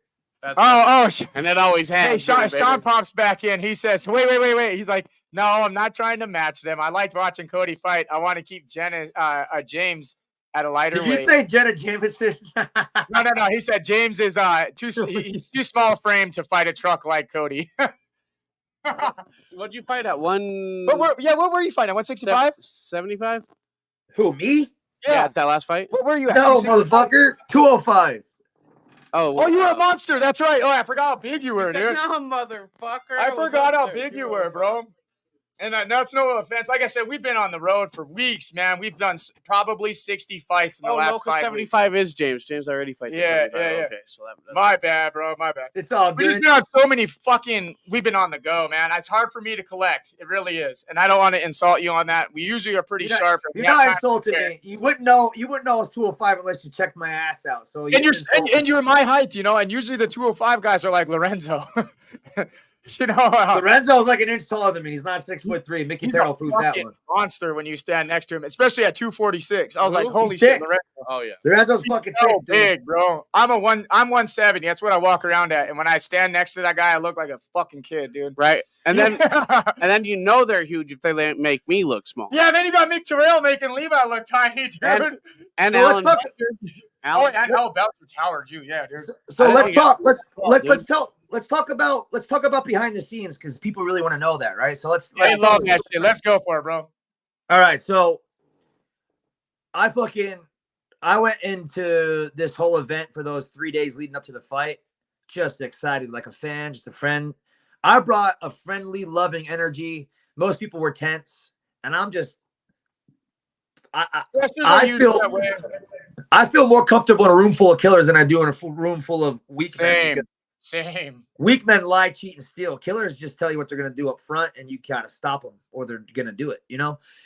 So, I met Lorenzo, and as soon as I met Lorenzo, I saw him in the corner when I walked into the room where we're doing our weight and getting our medicals, and I go, "Fucking Lorenzo Hunt!" And I just shook my head, and he started laughing, and then Mike Perry turns around, looks at me, and he goes, I was wearing this, and he goes, "Fucking Peaky Blinders, dude." That was my welcoming. That was my welcoming. Man. And then I walked over, sat down at the table, and I sat down right next to Mickey Terrell. And Mickey Terrell was huge, but I could tell right away, Mickey Terrell and I hit it off. Like, Mickey Terrell was really nice to me. Such a humble guy, man. We have love for Mick too. I fucking started talking like a fucking pikey right away. Because Yeah. they're from England, And I said, I looked right at the guys and I go, I need $50 that I gave for my mom. I said, what? I said, I need $50 that I gave for my mom. What did he say, Tommy?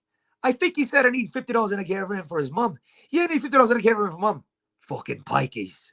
If you don't know that movie, the movie Snatch. Snatch. Yeah, The greatest, with Brad Pitt, man. the greatest fucking British film of all time. Those guys love me from that. So, I saw Lorenzo again in the parking lot with his whole family. And you got to know this about Lorenzo. On camera, he turns into a character. Yep. And it sells. Off camera, family guy. Super nice, super loving. And I was like, yo, Lorenzo, can I get a video of you and your family? Can I get an Ain't No Champ? And he was like, yeah. But before I did that. Seen that actually. That fucking is legit, dude. I did see that. Yeah, so before I actually did that video, I was walking up to him. He was across the street. He was across the parking lot. I was all by myself, and I was singing, ain't no sunshine when she's gone.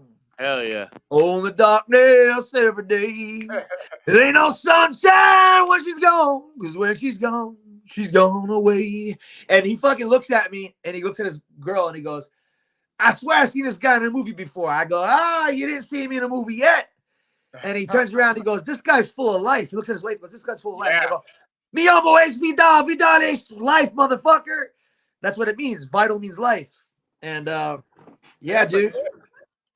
These are behind the scenes. These are behind the scenes that nobody knows. Bro, there was no security in a room full of opponents. I repeat that.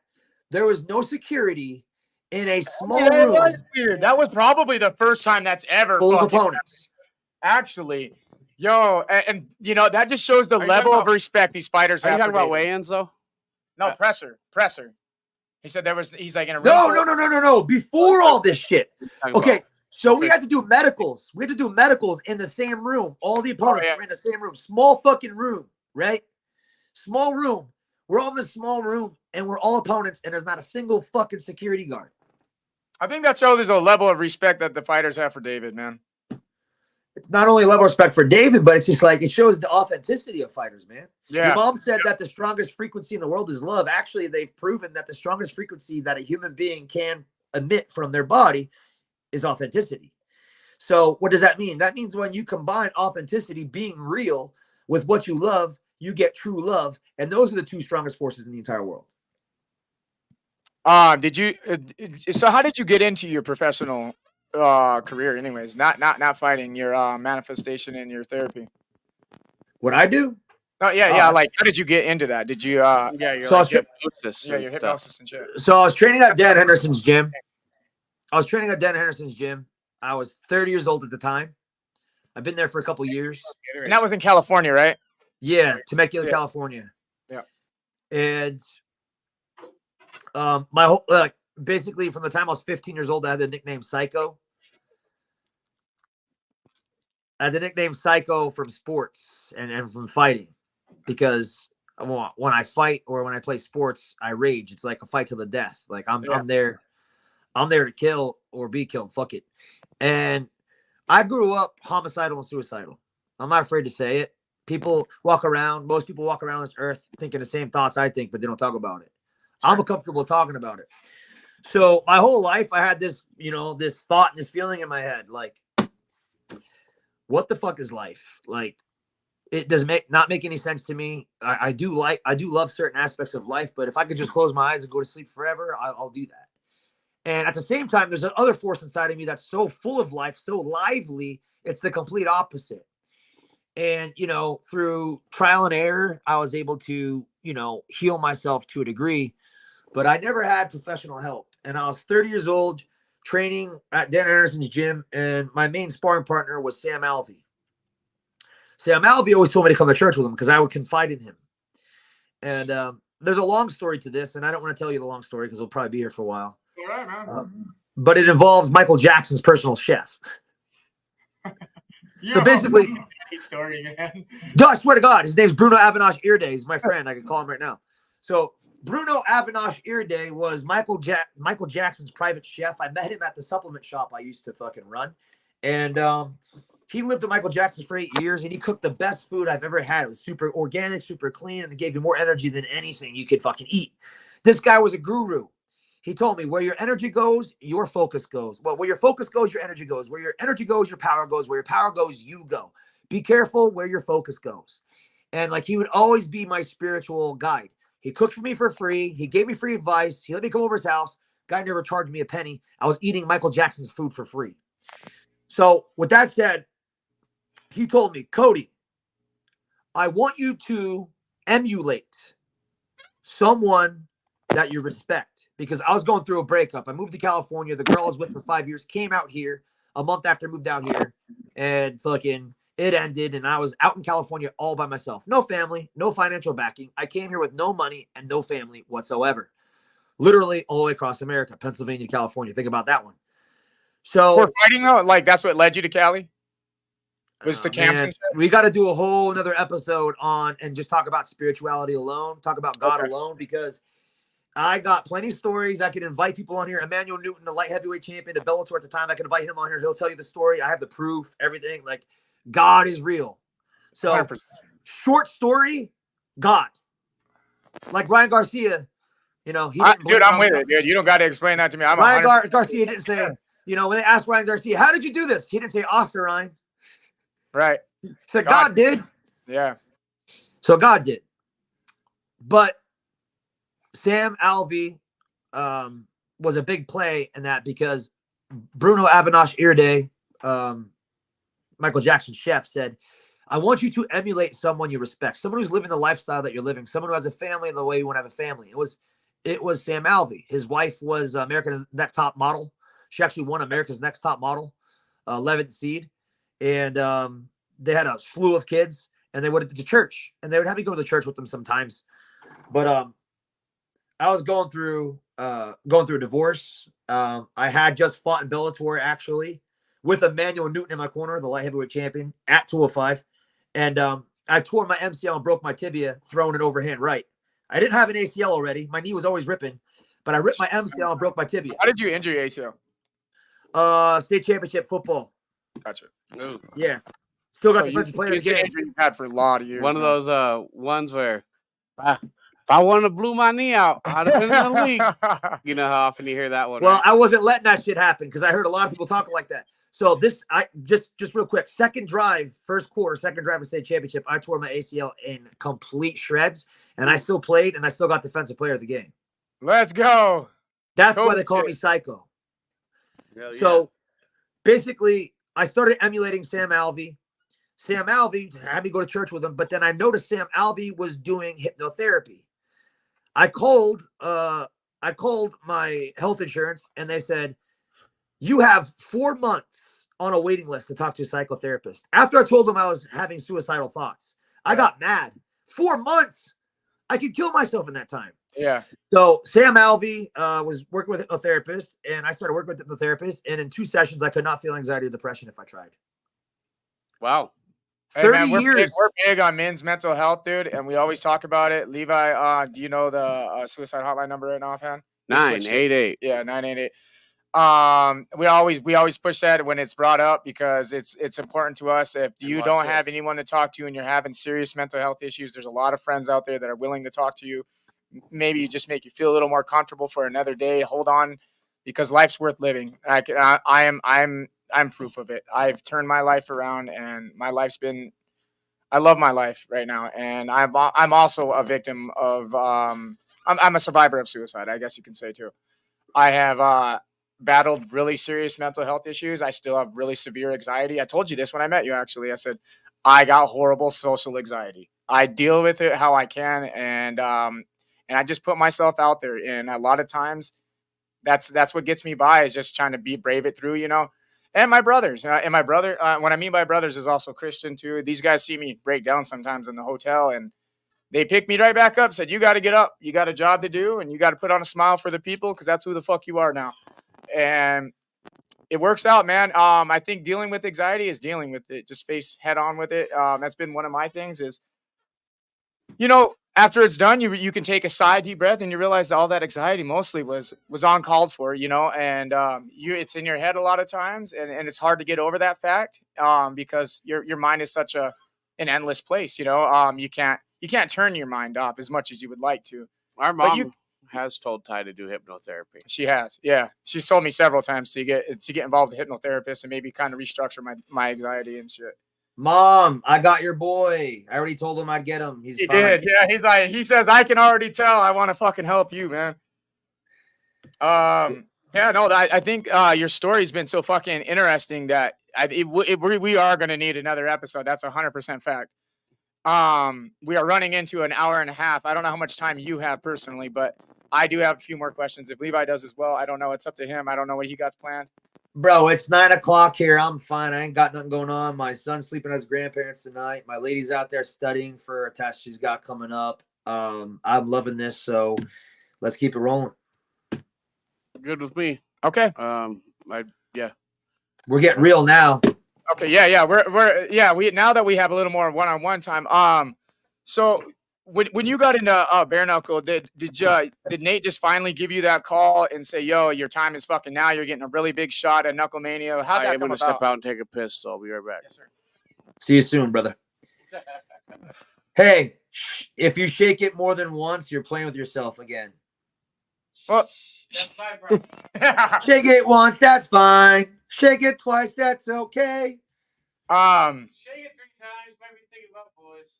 I'm always fascinated on how the bare knuckle thing comes about because everybody has their own ambitions, and I know that you are a bare knuckle guy. You do it straight, thick, and thin. Yeah, you can hear it the way you talk about it. So when that opportunity came, how did it develop? Like, what was the behind the scenes on that? So before I get into that, somebody asked me, what's it? Why do you like bare knuckle more than using gloves? And I said, what do you like better, fucking with a condom on or condom off? Oh my gosh, that's a fucking good saying, dude. David Phelps would say that, dog. That's fucking good. Seriously. I the word fuck actually comes from the word ficken and frick, which is Germanic for strike. So back when people would say fuck you, they meant like they wanted to knock you out. Like basically, I'm gonna knock you out. Like fuck you, I'm gonna knock you out, right? Right. So what didn't have that sexual innuendo to it. So yeah, it's just something like I'll give it to you straight. So I'm undefeated. I'm undefeated in fucking pure fights, right? I fought over 30 people, beat them all easily. And I get it. People say, oh, they're not everybody's trained, etc. Blah, blah, blah, blah, blah, blah, right? Right. And then I went into MMA already with a broken back. I literally had a broken back from 15 years old, football. T7 fracture, compressor fracture, herniated disc as well at the age of 15. Tore my ACL right when I turned 17. Shattered this wrist, pinched the nerve in there. So from 17 years old to 33 years old, I had like barely any use of my right arm. Seriously. So I fought amateur MMA with one arm, one fucking leg because I didn't have an ACL. That shit would always collapse on me, and a broken back. Now, people say, oh, that's excuses. Dude, I hear the same. Like Sean Strickland, for example. I love Sean Strickland. Sean Strickland's fucking hilarious, and I trained with him for a while. Sean Strickland used to be like one of those guys that, oh, you can fight with that injury. As soon as that guy broke his fucking leg, he recognized it. However, Sean stayed training. And I got video footage of Sean and I training in a fucking leg cast, sparring like we're trying to kill each other. And after that guy got out of the leg cast, that's when we started fighting in the pocket. Sean became better after his injuries. And I like to model myself after that. I became better after my injuries. And you only know who the true warrior is when they're down, when they have adversity. You only know who the true winners are when they're fucking losing. Lorenzo says that. He says nobody understands because they don't see it enough. He says, what happens when I'm knocked down? I get back up. You know what I mean? He's one of those guys that say, fuck it, I'm getting up, bro. You know, we've seen it over and again, and we've seen it with his arm this time. There's just some things you can't fucking stop, dude. My mom I just read what my mom said. She said that I've always told my sons that more than once is straight jacking. Mom, you don't even got a cock. Right? Like, you got to at least give us 2 shakes of a lamb still here. Right. 1 for the initial, then 2nd for the dribble, baby. That's right.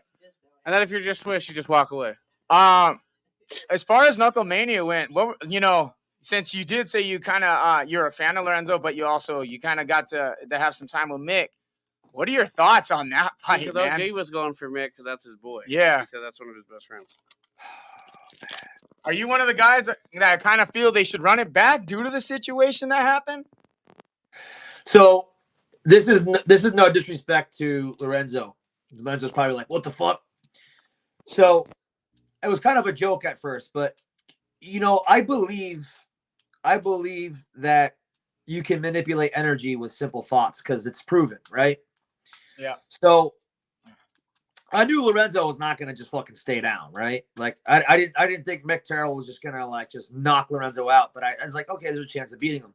Lorenzo was my favorite fighter in BKFC. So Lorenzo, you're watching this, just know that you're my favorite. You're always my favorite fighter in BKFC. I even told Lorenzo like I want to do this because of you, right?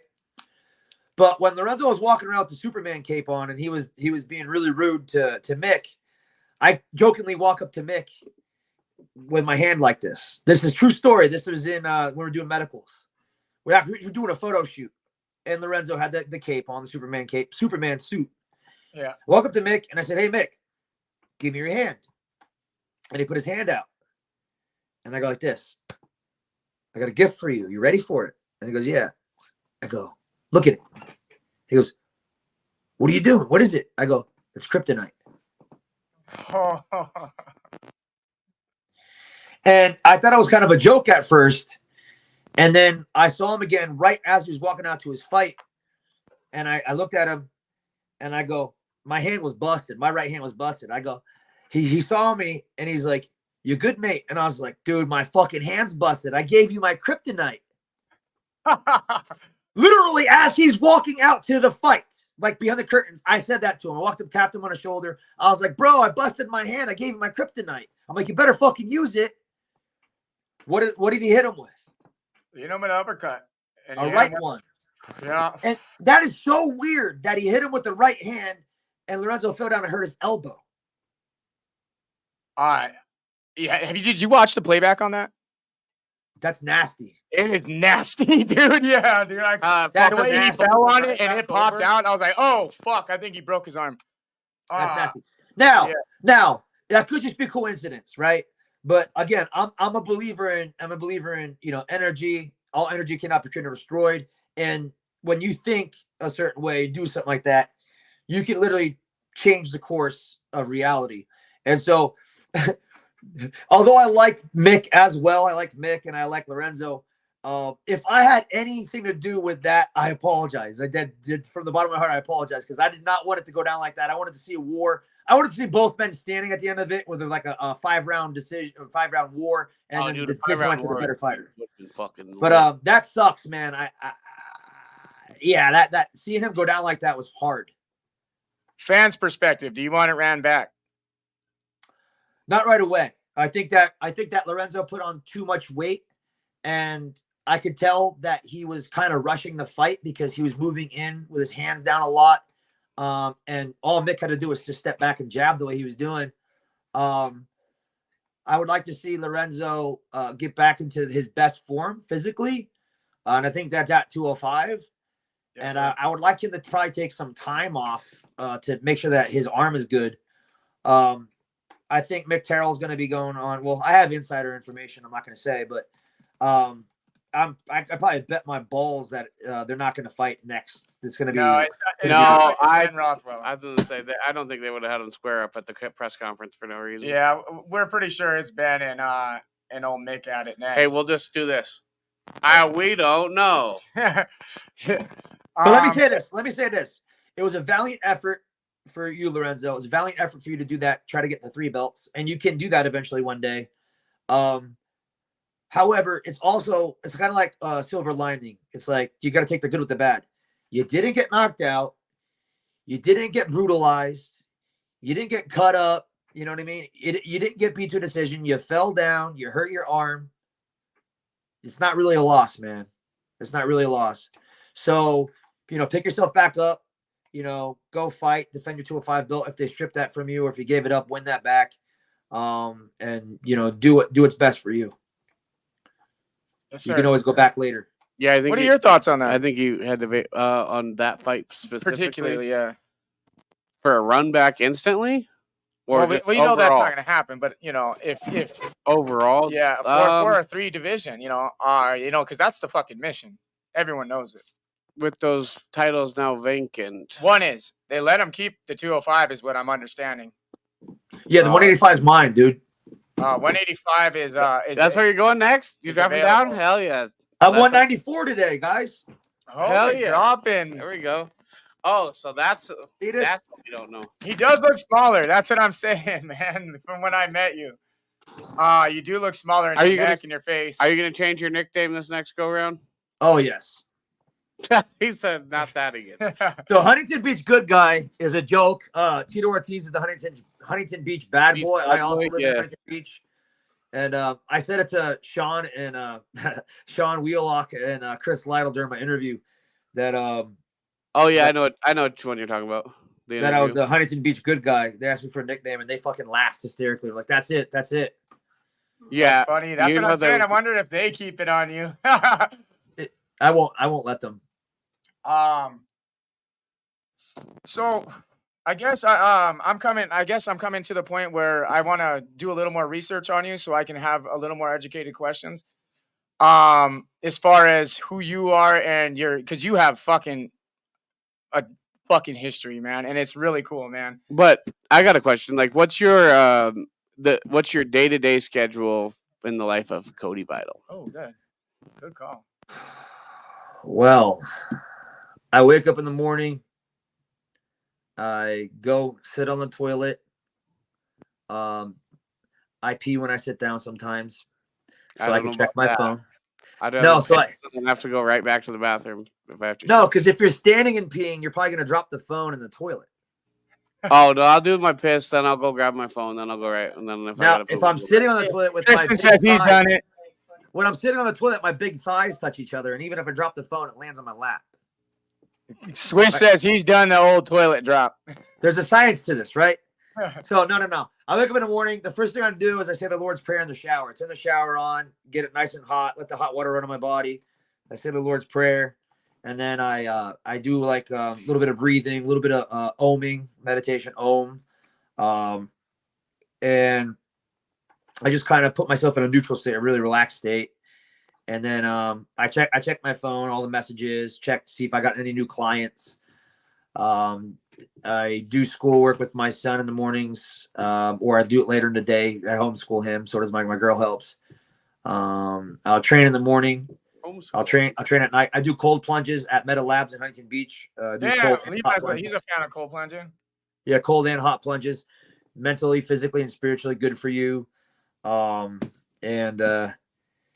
Yeah, so I operate my business. I do hypnotherapy on clients, and I train and I fight, and it's pretty much my life. And I'm fighting to heal people, if you think about it, because the success I have in my fighting career is gonna put more attention on my business, and it's gonna revolutionize it. And Dave was talking about Rafa, whatever it is. What's it called?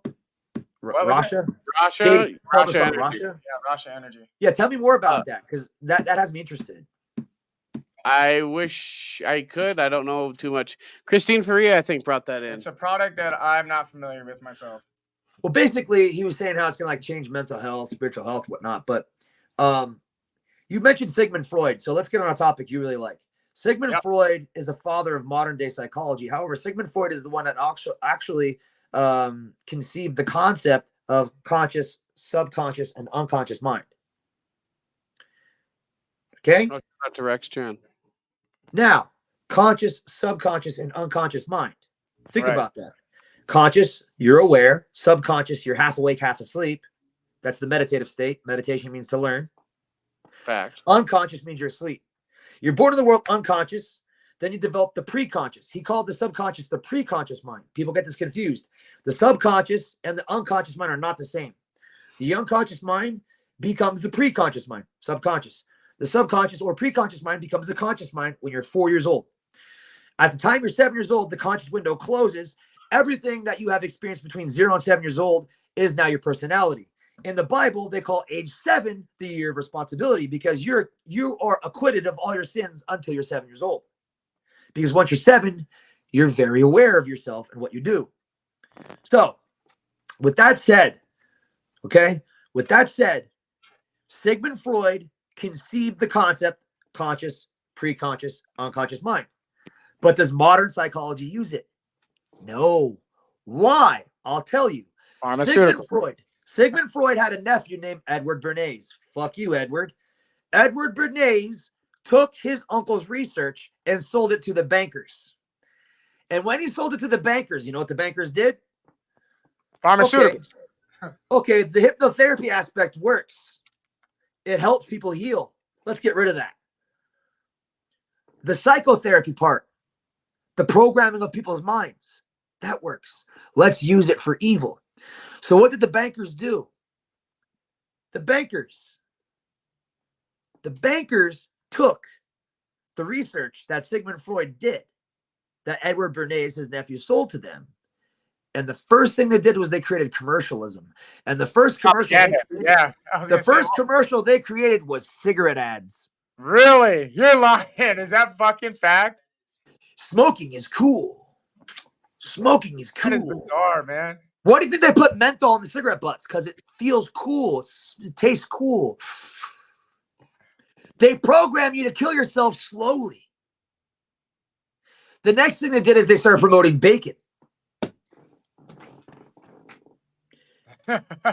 If you like bacon, I used to like bacon. It tasted great. However, I stopped eating it. My digestive system got a lot better. In the Bible, it says not to eat pigs. Okay? So there they are using psychology. Oh, let's get people to poison themselves and eat unhealthy. And fast forward to COVID and the modern day fucking world we live in, 2024, and everybody is fucked mentally because of the sicknesses that they push on us. Physical sickness, mental sicknesses, and spiritual sicknesses. They don't want you to know that God is real. They don't want you to know that you're a soul, because if you recognize you're a soul, you recognize you're eternal. And if you recognize that you're eternal, then you won't have any fear. But if you think that you're not eternal, they can put fear in you. And if they can put fear in you, now you're afraid of death. And if you're afraid of death, then they can control you. And if they can control you, not only could they get you to be afraid to die, but they could get you to sell your soul. Damn. And if you sell your soul, you don't go to heaven. Something you said in there made me wonder, what kind of earth do you believe in, flat or rounded? That's a good I question. don't give a fuck if it's an octagon. But That's what you want it to be. Do you have an opinion though? I really don't. Fair. I think that either it's flat or round. Shout out to my wife. I love you. She's in the chat. I think either it's flat or round. I think it's either. I like that. There's a lot of people living on it that don't belong here. And Ty sent me a video yesterday. It was pretty bizarre. It was pretty bizarre, dude. Bizarre. They chased the sun in a fucking jet for as long as you can, really. From Paris to Tokyo. And they were focusing on the lights, the factor of how the sun reflects off of the clouds. The top flat clouds. Right. So when you're high enough, you're above clouds, and you see how the sun reflects off of shit. Yeah, and that's what he was proving. He's all like, dude, we're flying nonstop to the moon. It's actually called to the sun. And he's like, and as we go, you see that we curve around. He's like, we should be going straight, no matter where we go, straight and around or straight and a flat. It's either going to bring us there. He's like, we're curving around the fucking sun. He's like, we're turning around it. He's like, you see it sitting on top of the fucking, he's like, it's reflecting off. It is fucking bizarre, dude. Bizarre. It's called chasing the sun, if anyone wants to know. well, I mean, I'm always open-minded, but I Also, honestly don't know enough to give an opinion. But I'll tell you this right now. Hold on. It is follow super this bizarre. guy. Oh. Follow this guy, Rocket Dave 88 on Instagram. Rocket Dave 88. Ask him your questions. So Rocket Dave is my friend. We actually were born in the same hospital 3 days apart. We were in the same nursery at the same time. And I moved to California after he did. We were not friends. We didn't talk to each other. And we became friends out here. And it was the first day we met up, I called him. I was living in Temecula. I drove to Huntington Beach, which is an hour and a half away. I called him to see if he was there. Again, I never spent time with him. And when I called him to see if I was there, I was walking into a public bathroom and he was standing in there. That's divine timing. Now check this out. We were born in the same hospital. We were in the same nursery at the same time, and because we were 3 days apart. Now check this out. It gets weirder. Dave Raybeck is the rocket engineer of the very first airliner to ever go into outer space. Wow. So he worked for Virgin Galactic, and he was the rocket crew captain to create. Yeah, he's doing the commercial. They're doing the commercial airplanes. Yeah. And send the very first commercial airliner into outer space. That's so fucking cool, dude. So I value his opinion over anybody's because he sends rockets in outer space. That's fair, man. I mean, I don't know a rocket scientist, so I can't refer to them. Now his roommate, who's also my friend, Mikey Reha, R-E-H-A, Mike Reha, R-E-H-A. If you want to look him up on Instagram. I'd love to have him on the show, actually, just a rocket scientist in general. It'd be really cool. That's two rocket scientists you could have on your show who are in history books. Bad, dude. Here's why these guys are history books. I don't know. I'm gonna try it though. Dude, what the fuck is that? I don't know what you did, but you did something. That was crazy. So check this out. So there's the two rocket scientists. They live together. Mike Reha. Have you ever heard of Richard Branson, Sir Richard Branson? Yeah. I don't know. He owns over 500 companies. He owns Virgin Galactic, Virgin Mobile. Oh, Virgin yeah. I Records. don't know him, though. I guess Virgin I do now Records. because of Virgin, yeah. Yeah. He's the owner of Virgin? Yeah, this guy's a fucking billionaire, right? He's the guy with the long white hair. Crazy. He looks like he drinks a ton of energy drinks. I have seen interviews with him. He looks like an older Andy Dick.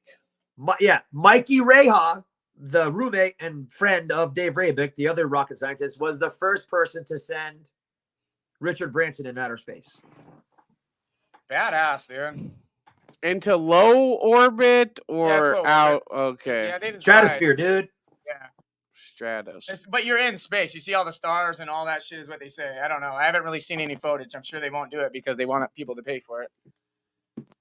My mom has a question as far as we're getting hit with the Northern Lights. A lot of people are ooh and on and shit, but they don't realize the danger that we're fucking in as a planet when we're getting slammed with solar waves like that.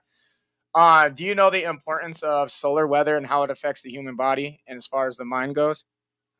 Well, I'll tell you this. The sun is Earth is the third rock from the sun.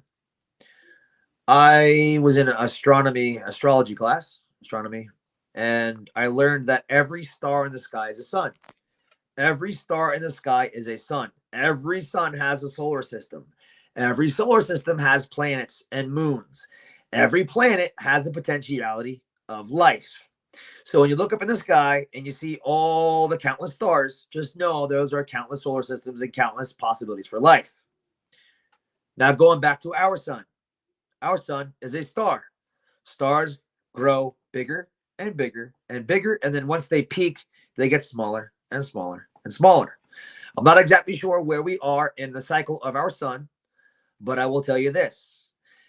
In science, in the science of the universe, I learned that Venus was possibly once a sister planet of Earth, meaning Venus used to probably have life on it.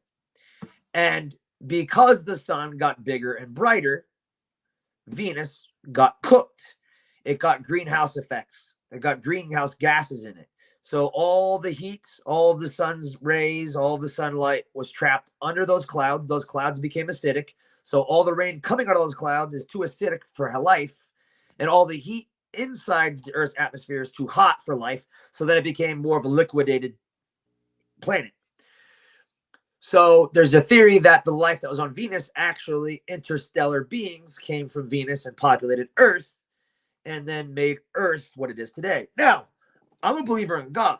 I'm a believer in Christ. I believe the Bible only tells you stories in general. I believe that aliens and angels are the same. Alien, angel, alien, angel. I believe they're the same. I'm with it, dude. I'm 100% with it. And so does, apparently, so does StreamYard. StreamYard says you knocked it out. I'm 100% with it. That might be his phone, though. So in the book of Enoch. But it's fucking dope. Enoch was one of the only people to ever be book of Enoch, yeah, I love it. The Enoch tablets. Yep, Enoch was one of the only people of God to ever be taken into heaven without dying. And in the book of Enoch, it says chariots of fire came and took him. Chariots of fire. UFOs. So, I mean, Christians, Jews, Muslims, anybody who believes in the Abrahamic religions needs to go back to Genesis. And in Genesis, it says, God's children, I want you to seriously think about this for a second. God's children was created in a version of us. Came to earth and mated with the daughters of man. God's children. It says humans were created in the image of us. Check it out. People skip that word in the Genesis. It's right in the beginning. It says, "Listen, they are created in the image of us." Who's us? Yes, exactly. So check it out. God's children, daughters of man. God's children, daughters of man. God's children, daughters of man. God's children came to earth, mated with the daughters of man. I don't know about you, but that's kind of fucking common sense. My mom wants to know if you were educated with Greg Braden by chance. Greg Braden, I think I have heard the name before, but go on, educate me on it. He's super into spirituality, and he's kind of he's one of the forefathers that's breaking into human genetics and I know that guy. Yeah, I know that guy. Yep.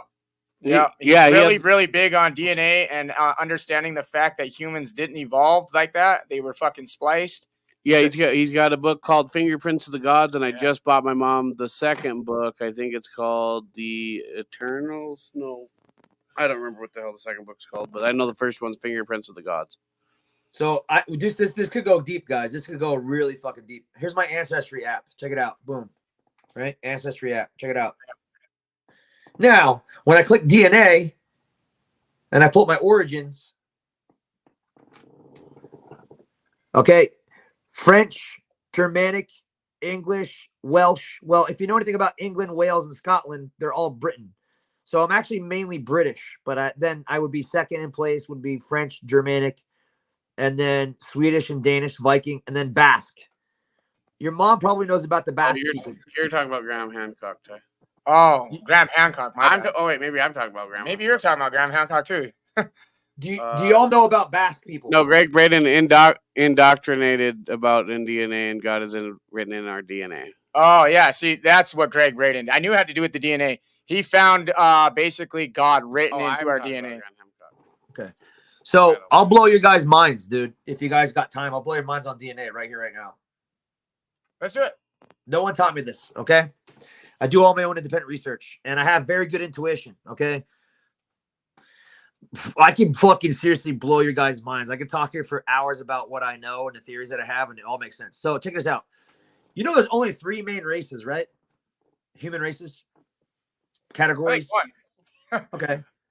Here's the common terms for them, okay? Seriously, these are the terms. Caucasoid, white, Negroid, black, Mongoloid, Asiatic, okay, Oriental. Those are the 3 main races. That's it. There's only 3 blood types. I like the way your map is set out like that. Like when you said that. Oh. Yeah. Whatever. That's crazy. So there's 3 main races, 3 main human races, and there's 3 main blood types. There's A, there's B, and there's O. Then there's AB. Now, not only do you have those 3 main blood types with the 4th one, the most rare one, AB, right? You have positive and negative. What is positive and negative? You might be B positive. You might be B negative. Negative and positive have a significance because of the RH factor. RH stands for rhesus, the rhesus monkey. Monkey. RH stands for rhesus chimpanzee. The rhesus monkey has the DNA protein that most humans have. Yeah. Most humans have. Yeah, no, 85% of the Earth's human population has the rhesus protein in them. They're RH positive. Of that blood type, O is the most common blood type in the world. O is the most common blood type in the world. Who has the most O blood in the entire world? Africans do. Blacks do. Blacks have the most O blood type in the world, which makes me think maybe that's why they've been enslaved so much, because of the blood banks. People don't know this, dude. I go deep. Before I go deep into blood, because this is gonna hit its own whole new episode by itself. Yeah, no, I think we definitely got to have you back on at some point just to have. So check this out, guys. kick This is shit like crazy. this. 15% of the human population. 15% of the human population is not Rh positive, meaning they're Rh negative. So 15% of the human population does not have the rhesus protein. This is important. 13% of that 15% have white skin. And they are predominantly found in the Basque region. I just showed you my DNA. I've got 1% Basque. Now, these people do not have the protein that is related to the primate rhesus monkey. So where the fuck does that come from? Scientists don't know. So this goes into the splicing of DNA that you're talking about. The Basque people have their own language. They're genetically different from every other human on Earth, and they live predominantly. This is blowing my mind. Basque. My mom's talking about Basque too up here. We are Basque, your mom said, so we're relatives right here. Your mom's B+. Yeah. Your mom's Basque. So if your mom's Basque, you guys are Basque too. That means we're literally related. That means related. My wife's Rh negative. Yeah, there you go. Yeah, Rh negative. That's what I'm talking about. Yeah, that's what my wife's blood type is. So here we go. Now we're getting onto something. So I have Basque blood in me. You guys have Basque blood in me. You guys probably come from fallen angels. Fuck my bad, dude. Just like me. So check this out. That Basque blood is mainly found in between France, England, and Spain. What are the 3 countries that colonized the West? Those 3. Yeah.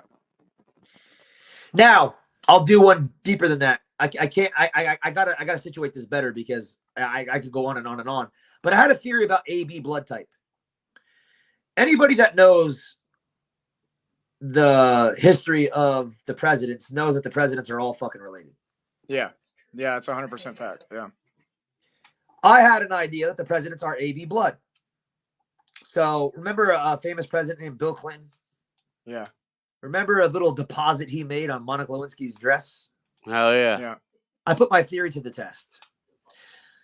What was Bill Clinton's DNA according to the semen on Monica Lewinsky's dress? Bill Clinton is AB negative. AB negative. Really? AB negative. The most rare blood type. AB negative. Does this correlate to others? Think about it.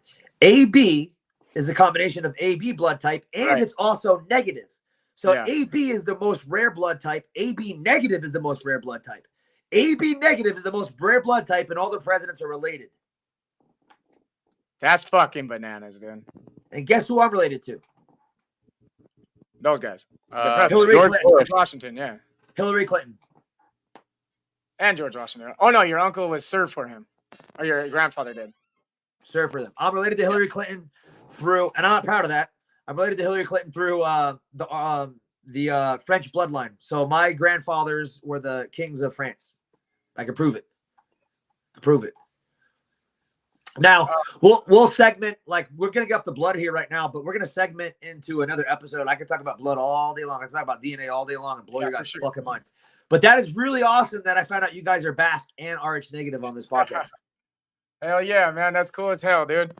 Yeah, I want to get definitely into your story. I can't wait for your announcement as far as fight works go. That's going to be exciting because I think a lot of people are going to know your name after this. And I think you've already built some fans within this chat already. And people are going to get excited for you. I'm sure you'll gain 2 Instagram followers. Something, in our, our mom. And Oh yeah. They're fans of you. Our parents are fans of you right now. They said they could talk to you for hours. I do want to get off you though, as we're running into 2 hours right now. I do want to say thank you. Thank you for coming on. First and foremost, hell yeah. You have fucking put on a lot of information that I get to go home and fucking digest and get to know you a little better behind the scenes and prepare for your next episode because it's going to be fucking righteous. I don't know how many times that we've seen in our comments that this was an awesome episode. Yeah, Josh, thank you. Appreciate that. And we want to give Cody a chance to give a shout out to his sponsors. Go Before ahead. that, though, I got a happy birthday that's due. If you guys want to join in, I'm going to sing happy birthday to my daughter. She turned 7 today. Let's do it. Aria, this is for you, baby. What's her name? Happy birthday to Aria. Happy birthday to you. Cha cha cha. Happy birthday, dear Aria. Happy birthday to you. Daddy loves and you. many more. And Ty also just went over the hill at 35. So Just turned 2 35. days ago. 2 days ago, yes. Happy belated birthday, brother. Thank you, my man. Oh, I and appreciate Ari's that. watching. That's funny. Oh, that's amazing. She was watching. Cody, this is a really good opportunity for you just to spit out everything that you want to advertise about your damn self because you deserve it. I don't care to talk about myself. I talked about myself enough. Listen, God is real. God is real. Every human being on earth, whether we were mixed with aliens or not, we are children of God. We all deserve respect. We all deserve love. We all deserve kindness, fairness, justice. Whether you're black, whether you're Asian, whether you're white, whether you're Hispanic, whether you're Middle Eastern, Arabic, whatever. We all deserve love. Right now, the devil wants to separate because that's what the devil does. God connects, the devil separates. Love is a connection, hate is a disconnection, right?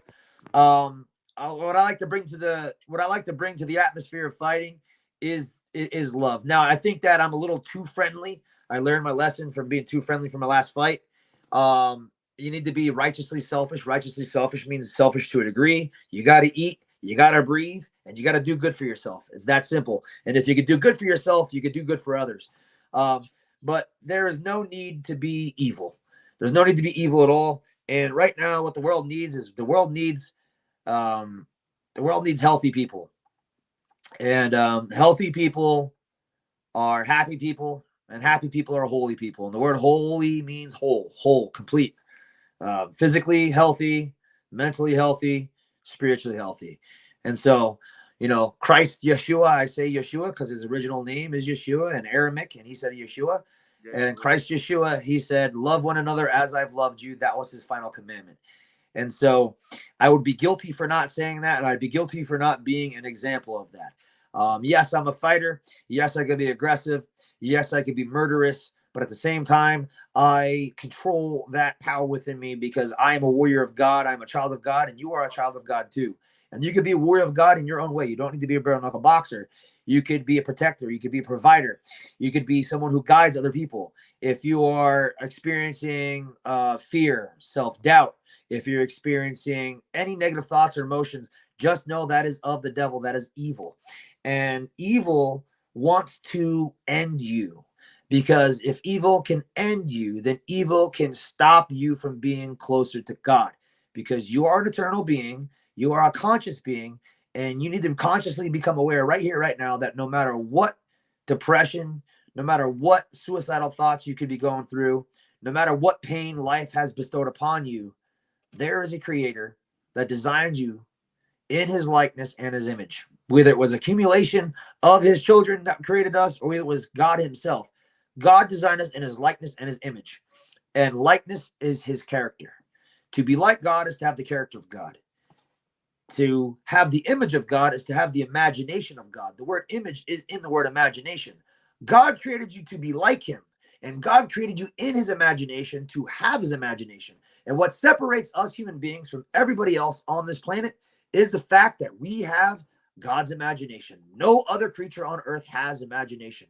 And because you have imagination, you can think your way out of any problem, and you can think yourself right into your dreams. That's exactly what I did. So I'll end it with this quote. This is a quote from me, from Coach Vidal of Vital Visions. To live a dream, dream of a life. Fucking A. There we go. What a ending, man. Shout out to Bobby Gunn. Shout out to Cody Vidal. We're gonna have Cody and Bobby back on. The stories are too unique not to have them on.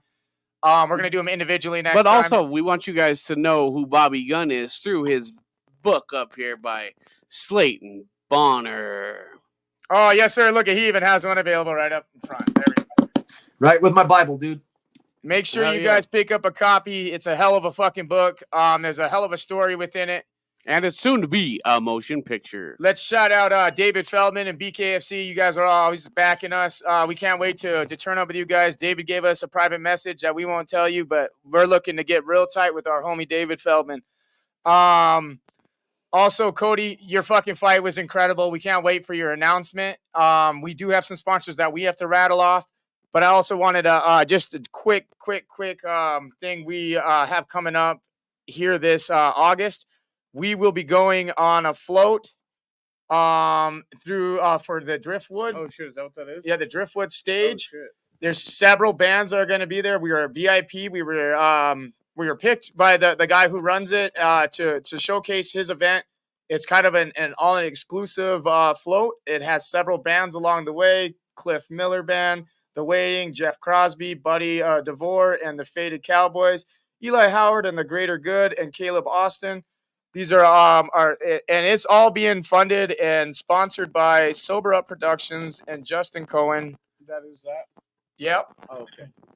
I do want to mention that it's a trip that's been planned for a couple months now. We just never had a chance to actually showcase it or talk about it. It's going to be it looks like in Whitebird, Idaho, a place that I don't think anyone here has been. It sounds really fun and unique. So shout out to Sober Up Productions. We're looking forward to that. If Levi wants to drop some sponsors, I'm down. All right, I'm going to play our sponsors, and then we'll come back. We're going to talk more about our sponsors, and then we're going to also tell you who we're sponsored by. Elevate your vaping and smoking experience with 20 Past 4, Montana's premier vape, water pipe, and accessory shop. Discover a world of possibilities at 5 convenient locations, 2 in Great Falls, 1 in Helena, 1 in Billings, and for our friends in Arizona, we've got you covered with a location in sunny Prescott. Our knowledgeable and friendly staff are ready to guide you through the latest trends, ensuring you to find the fit for your lifestyle. Plus, don't miss out on exciting promotions and discounts, making your shopping experience even better. 20 Past 4, where quality meets satisfaction. Visit us today at one of our 5 convenient locations. Bucked Up is a company who has made it their sole mission to bring nothing but the best to the table when it comes to supplemental and fitness products. Founded by 2 forward-thinking brothers, they have assembled a team of like-minded people who have blossomed this company into a powerhouse in the fitness world as well as in the health and wellness community. Bucked Up is focused on using only the best ingredients and scientists to create amazing products that will help amplify performance, increase energy, and promote overall wellness. Jumpstart your fitness journey with some amazing Bucked Up products today. Join the Weekly Busboys and let's get bucked up now. Promo code WEEKLY for 20% off at checkout. Hey everybody, thank you for tuning in tonight. And also thank you for chatting and being in the chat, staying as active as you guys are. Thank you for sharing the show. Sorry for our absence the last couple of weeks, but thank you for staying with us. The motherfucking IG is popping off. We're at 1 million like consistently. We are at 500,000 on Facebook consistently without going viral, without paid advertising. This is all organically done by you guys. Shout out to our motherfucking followers because you guys are holding down the squad, man. Another one that we didn't get to put our commercial out. We have a commercial for the halftime. We did not get to put it out. StreamYard just told it was too big, like just now. That's dumb as hell. Yeah, so we're going to have to figure that out. We'll have to compress it a little. But anyways, shout out to one of our major sponsors, Halftime Sports Bar and Casino. It's the best place to go catch all your entertainment needs as far as sporting events and anything else is. But also, you can win big at the casino in there as well. Gaming and TVs. What else is better? The live music that happens every Thursday. Yes, sir. And bingo. And if you're not on the west side, go ahead and pop in on the Amigo Lounge. They do a lot of the same service as the halftime minus the sporting events. If you're on 13th and 7th, where else to be? The Amigo Lounge. Go there, get a taco, get an enchilada, but also you can also gamble next door there also at where? Emerald City Casino. Heck Coming live, baby. Yeah, they've got Emerald City has multiple spots in town, like 5 locations, I think. Yeah, they're all over. They're all over the place. Shout out to Hudson Trash Removal. If you have anything in your life that needs removed, including garbage or an ex-wife or something, he got your back. Call the man at Hudson Trash Removal. His name's Kyle Hudson. He's our good friend. Tell him we sent you, and he'll treat you well. I promise. No, for real. Let's give Kyle Hudson a round of applause. He hasn't wavered when we've told him we're going on a trip. That's the man right there. Never. He's always first in line to say, I got you, boys. So shout out to Hudson. Make sure, I'm serious, if you guys are in the trash removal needs or anything, that's our guy. Trash removal. He also, if you guys are in the Northwest, he has a crew up in Kalispell now. Yeah. And we have some clips put together because they wouldn't let our GoPro into the Staples Center, so we had to go put that back in the car. So we have like clips on our phone. We have minimal content, sadly, because the Lakers security was so tight. Shout out to Native Grown, the #1 dispensary in all of Montana. Go check them out. There's several locations throughout the state. You can get that 2-time awarded Pot of the Year, 21-22 GMO, or you can get the first-year time awarded Chuckalicious this year. Yes, sir. You can find their locations varied throughout the state, but they got one being built here in Great Falls. It's just a matter of time before they touch down here. So keep your guys open for them. Also, shout out to the Premier team at Dustin Young and Company, Audrey, Amber, and Paul. Make sure you guys are looking for those names in particular if you're in the market. Big things in the work with them. Big things in the work with them as well. Yes, sir. Also, they do a lot of open houses. Make sure you guys are following their pages. If you are in the housing market, they are the best in the business for a reason, and they are looking to help you guys out, get you into a home, or maybe sell your home. That's right. And last one, our last two are day ones. And Jamie St. Mark's. And 20 past 4. Oh, wait, we already did 20 past 4. I forgot the commercial. Yeah, we're good now. Yeah. All right, Cody, we appreciate you, brother. Thanks for that. Almost 2.5 hours, and we could have went for hours, but for sure. I've got to go home and get ready for bed. Are you there? Thank you, Cody? guys. Oh, yes, Thank sir. you guys very much. Thanks again to Bobby Gunn. Shout out to Dave Feldman. Thank you very much for having an amazing organization at BKFC. Shout out to Nate Shook, Dave Feldman Jr., everybody on the BKFC team coming for that belt. So I'm glad that you have me because I will represent your organization very, very, very well. And let's fucking go. Let's go, Cody. Special shout out to Brian Soch. Thanks for the shout out on your show today, buddy. And everybody else, see you later. Adios, amigos. Keep an eye out. Stay on the line, Cody. Stay on the line, Cody. Spokojna noche.